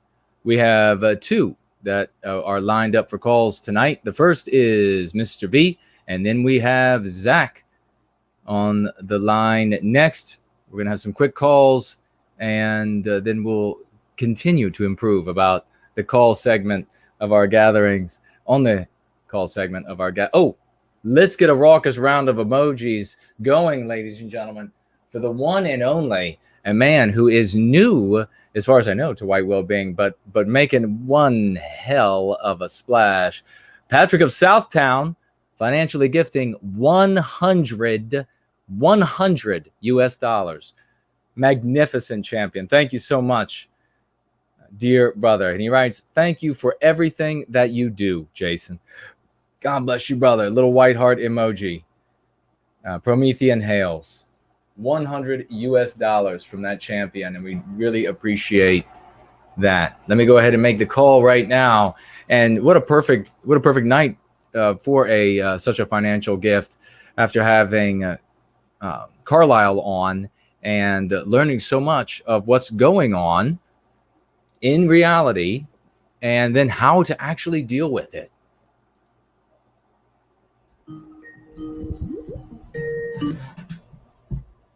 Brother. There he is. How are you doing, the great Mr. V? I'm well, brother. I'm excited for everything that's happening. We're growing by leaps and bounds. How are you doing, brother? I'm the same way. I'm exhilarated. All of the years prior to this place where we are today, with the I guess the peer-to-peer communication being so prevalent and also user friendly, and so many people on the peer-to-peer communication. Prior to that, the sort of gains that we had were always tepid. Losses were significant against the anti-whites.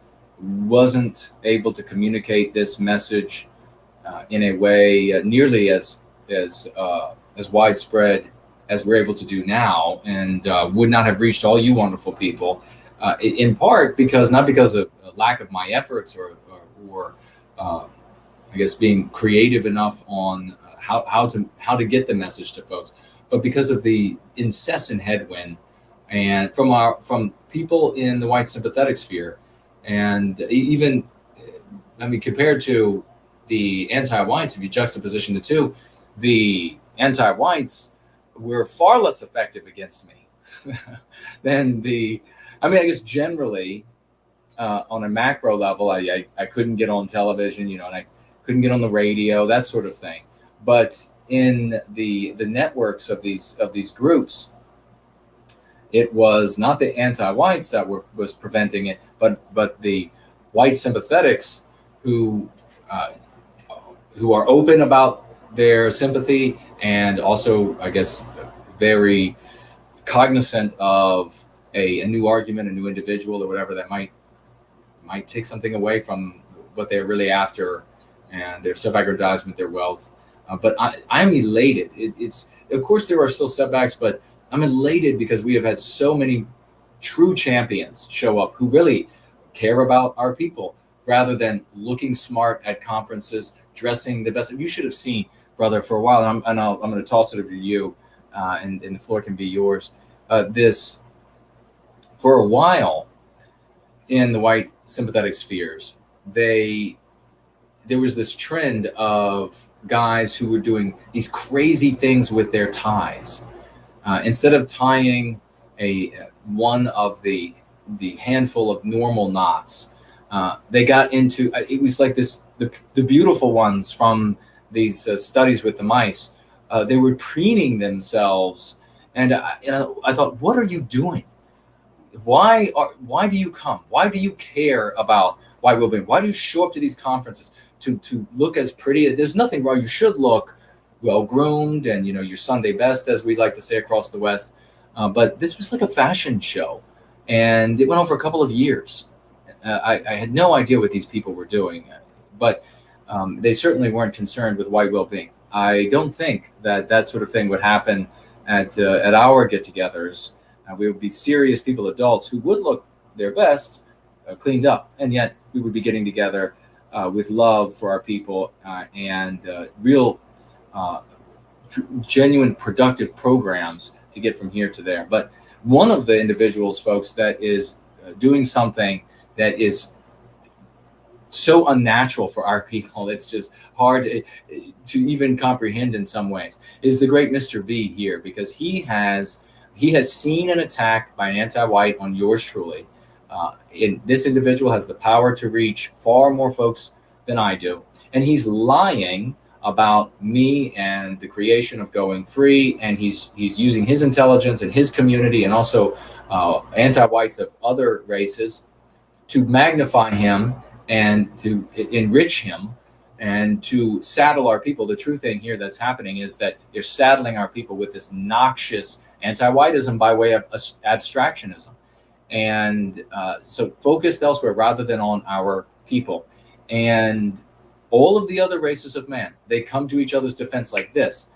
One guy, the genius Mr. V, and he's doing the work of an army, has shown up to take this guy by his flank, and I'm sure his flanks, he's prodigious, so I'm sure his flanks are quite large, to take him on the flank and go after him and what he's doing, how he's endeavoring to censor and silence. Please, great Mr. V, let us know what you would like to talk about. And I've been beyond busy since the last time we talked. I've been able to visit all of this, none at all. I haven't even been able to check to see if Amazon is going to allow me or to even respond to why I'm never allowed to leave a review anyway. Folks, Amazon, on behalf, either by proxy or directly on behalf of Gad Saad, we can say this, but do ask CNN to see if it's true.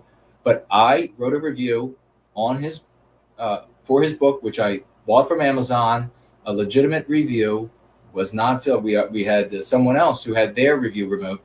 It did not have foul language. It didn't disparage Gad Saad at all.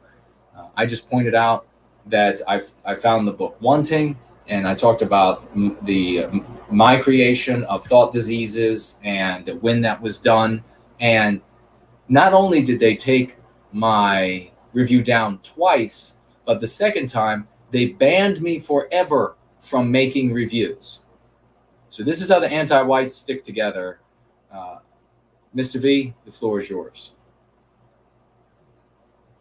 Thank you, brother. And quickly to point out, you're spot on about the white sympathetic sphere, people getting in the way. And recently I heard on TRS, they were breaking down, and this might sound like I'm disparaging them, but I think it's important simply to compare. Compare methods, because we want to recapture our destiny. Everything else can be put to the side. We follow the best.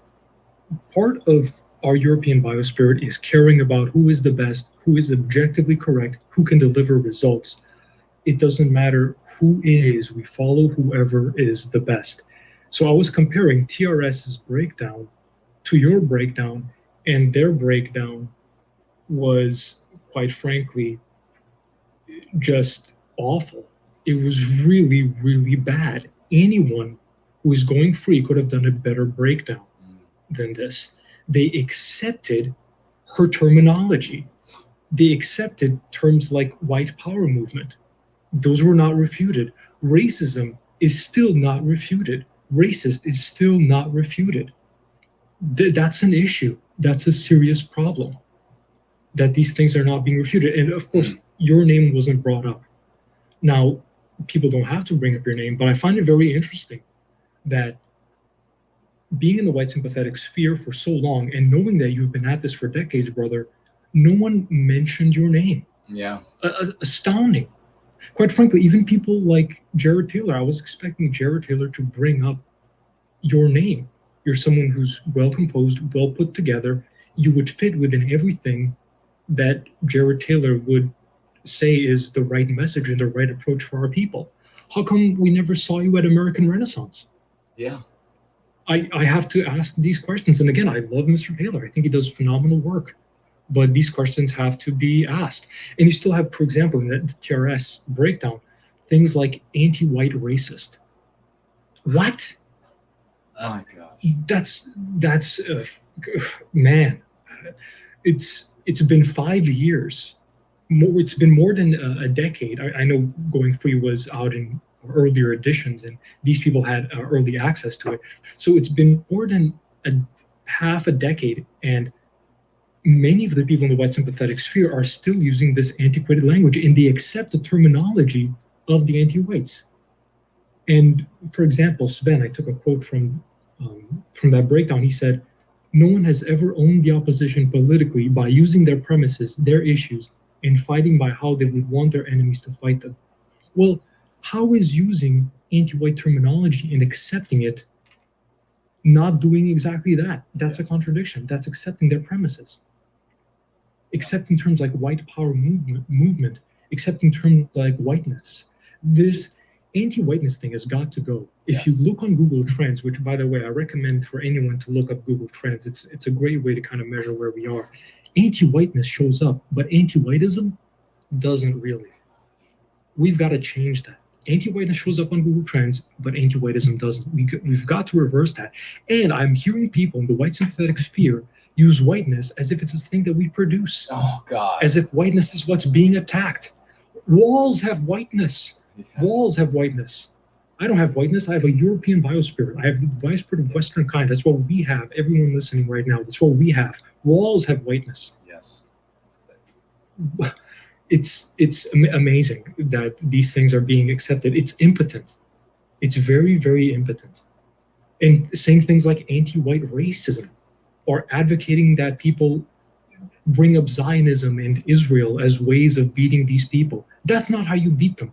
So it's very sad to see that people can't take on an anti-white whale as dumb as Karlin Borisenko. Anyone going free could take her. She's an anti-white whale. That's what she is. Yeah. She might be Moby Dick. But it's very sad that they can't perform a good takedown of her. And all because going free was rejected. And why was your name not brought up? People know that she was talking about you, that she was referring to you, but your name doesn't get brought up. I find that very unjust. Very unjust. Yeah, that's a great point. Yeah, it wasn't just a matter of, well, this guy has been at it for so long. He's had a lot of success against it, nothing but success against the anti-whites and their ideology, anti-whiteism. But specifically, the interaction was me and the woman they were talking about. I mean, she made an entire video, an entire stream that she changed the name of, that was initially something like F No White Guilt. She changed the name of the stream later, but and then like I said, was paying people to imagine my manhood and talked about me the entire time. She didn't give anybody else that much attention. The battle was between the lexicon of going free and anti-whiteism, represented by her in the other corner, and who was trying to hide behind abstractionism as some sort of ally or champion or fellow in the cause against anti-whites that she would refer to by the names of their taking. And these guys didn't mention that at all. I mean, that is telling. You're right. Quite telling. Yeah. And it's frustrating because you tune into content from the white sympathetic sphere and they're so far behind. They're so far behind. And when white positive people act, anti-whites use our language. When white sympathetic sphere reacts, they start using anti-white language and anti-white terminology. And that right there is a telltale sign. They just accept it. Didn't challenge it. Didn't say, hey, stop. Karlin, white power movement? No. You're trying to slander us. That's anti-white slander. You're proving that you're anti-white. You're trying to mischaracterize and demonize people who care about white well-being. No, not at all. Just accept it, and then, you're given the impression that, hey, what we need, and then you're told that what we need is that white power movement. Nonsense. That's just anti-white. That's just the anti-white narrative, quite frankly, that they put out there. You can tell she's infected by it. Mm-hmm. Because it's always assumed. And she was dumb enough to say that, yes, if you care about white children and you promote the well-being of white children, then you can't do that. You can't defend them at the racial level, because then you're going to bring back, insert whatever hallucination, superstition, anti-white narrative is in their minds. Yeah. She was dumb enough to actually, it's incredible. I'm really glad there are dumb anti-whites like her. And made the IQ of anti-whites keep dropping as ours just skyrockets. Oh, yeah, absolutely, brother. I mean, well, here's the thing, though. When she is inside the anti-white narrative, it's like so many others. It's like the reporters that we've interacted with in the media. And I say we had interacted, but I literally spoke with one who did, I don't know, it seemed like she was trying really hard. She talked to, I think, 4 different anti-white leaders of 4 different organizations, I think it was, to try to find an angle to make anti-white, to going free look bad, and she couldn't do it. But where we've also interacted, where they found leaflets, stickers, what have you, suddenly this brilliant approach that completely undermines us, knocks all of our teeth out, makes us look the villain, makes them look moral. Suddenly they go from looking like this well-oiled machine to absolute drooling imbeciles, falling all over themselves, immensely easy to make fun of as a consequence, like with the the rocks being painted and found in the in the rock gardens around the community. They end up looking terribly stupid. And I have no doubt that, I didn't watch a bunch of or any of Carlin's stuff up to that point, that she looked good enough for 100 some odd thousand, smart enough for 100 some odd thousand people, until she had to interact with our story. And then when she had to interact with our story, because we are living it by our will, she succumbed. And it was a truly beautiful thing, dear brother. But let me have your final thoughts for this week. And obviously we'll have you every single week, Mr. B. But we have one more caller, and we only have 3.5 minutes left. So go ahead, brother. Final thoughts, and we'll talk to you next week. Oh, thank you, brother. I'll call in next week, and we can discuss more of the side thing. There is the first version of the infographic. I filled it out. I will also send you the version that's a PDF. So that's just the PNG version. Okay. That's smaller so that you can easily share. And then the PDF version is that's higher quality. Right. So let me just put that there. All right. Perfect. So there it is, brother. If you want to share it, that's totally up to you. Thank you so much, brother, for taking the call, and I appreciate you letting me share my thoughts. And thank you for your service to White Wellbeing, brother. And thank you for your service to White Wellbeing. God bless you, brother. We'll talk next week.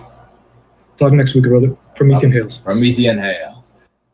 That, ladies and gentlemen, let's get another big round of applause for that champion, Mr. V, doing what is so normally unnatural for our people. This is how we're going to have to be. We're going to have Zach next. And we have about 3 minutes, Zach. So here comes the call.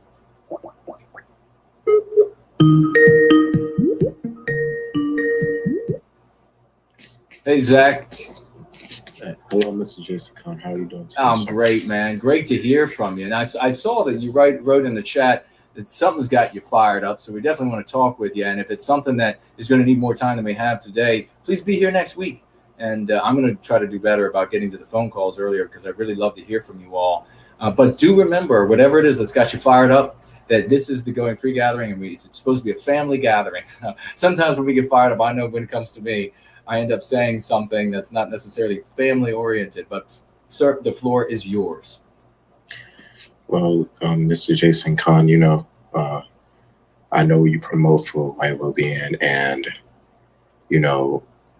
like, my whole entire life, dude, like, I've always been the weirdo everywhere I've been, because my family, made sure that I grew up in a, I came from a great, like, household structure, and at one point, I wasn't home, I wasn't necessarily homeschooled, but, like, within the first 4 years of my life, my grandfather and my grandmother took a lot of time to, like, train me for, like, just for reading, like basic math and stuff. Like, they put a lot of time and allow me to transition and, like, from preschool to elementary school, like, to have a head start, and just, I don't know, Jason Kahn, and I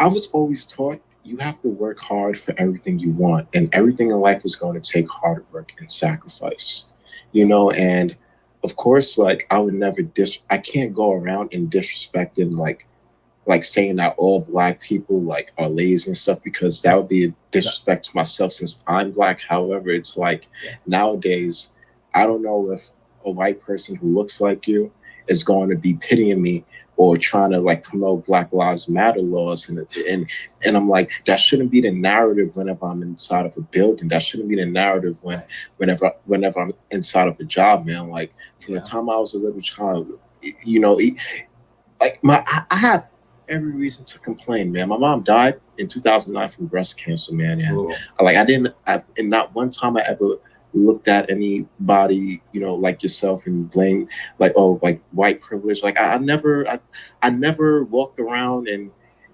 resented anybody, man. So it's like, when I'm around people who look like me, they hate me because a lot. Not again, I'm not going to be unfair and generalize because that would be hypocritical of me. But I've been in situations where some black women have called me, gay, and like I've been in situations where like I remember I seen a beautiful black woman. I wanted to talk to her, tell her that she was beautiful, and she said out of nowhere that she went to public school. When I'm around like certain white people and stuff, like, dude, like, I don't know if you guys gonna have me around to improve your moral compass. And I'm like, I'm a grown man. Right. I'm a grown man. Yeah. This is unacceptable. Like, and it's to the point, man. The only white person who I can speak to is yourself, because, at least you have some type of understanding about not allowing affirmative action into universities, into programs, not like enforcing all of these anti-white laws, man. And it's like, dude, if you don't want me, listen, if you don't want me in your establishment, my life isn't going to be affected. I'll just go home, take responsibility, and work hard so I can be accepted where I deserve to be. But it's like, I don't know who to trust nowadays, man. It's like, it's just out of control at this point. It really is. I'm not saying I'm on the verge of doing something. Of course not. Channel that hatred towards doing something positive. But, it's just like, wow, man. Well, God bless you, brother. Excuse me, for calling in tonight. Definitely call in more often. This is exactly, Zach, what you are going through is what I try to speak to when I talk about many instances, but what I try to speak to when I say that in the Republican sphere and the conservative spheres, when there's a non-white person who holds some views that are similar, these people treat non-white people paternalistically. Like, it's like, well, we've got this guy here, and he happens to also like freedom of speech, so now we are legitimate. That doesn't happen in service to white well-being. We appreciate you on the basis of you being a man, a good person, somebody who says enough of this anti-whiteism destroying a group of people, harming their children, making their children hate themselves. Enough of that, and an individual who is able to see that anti-whiteism is going to destroy and is destroying the very country in which you live as a non-white man. So when it comes to us, we're able to meet you and respect you as an adult man who has sense, who has integrity, who has honor, who can see what's going on in the world. And despite the fact that you could get benefits, perquisites from going along with the anti-whites and the anti-white narrative, you instead decide that you want to do the right thing. And every day of the week, I will stand shoulder to shoulder with somebody like yourself, Zach. We deeply appreciate you. Will you call back next week? Because we got to go right now. Absolutely, sir. All right. You take my word for it, sir. All right. All right, man. Thank you. Bye-bye. Thank you so much, Zach. We'll talk with you next week. You have it, sir. Okay. Bye-bye, sir. Bye-bye. What a champion. He's a good guy. Because he's not going to put up with being treated paternalistically for the reward that comes to non-white people who have maybe they have a genuine concern for freedom of speech or right to self-defense or whatever it is. Maybe they do, maybe they don't. But all they know that if they walk into a conservative or Republican environment, that's all they have to do is say, well, I agree with you all. And all of a sudden they're going to find themselves on the stage and they're going to have the rewards, maybe the pay, maybe the perquisites, the cars, the lovers, the whatever it might be from doing this, the time on television, whatever it is, but they never have their dignity. They never have their dignity. You can't have dignity when you're patted on the top of the head like you're somebody's dog and you're doing tricks for them. So the non-white people who come to the service of white well-being, they show up and they say, we're going to put an end to anti-whiteism. We are not going to allow this to destroy Western kind because A, it's wrong.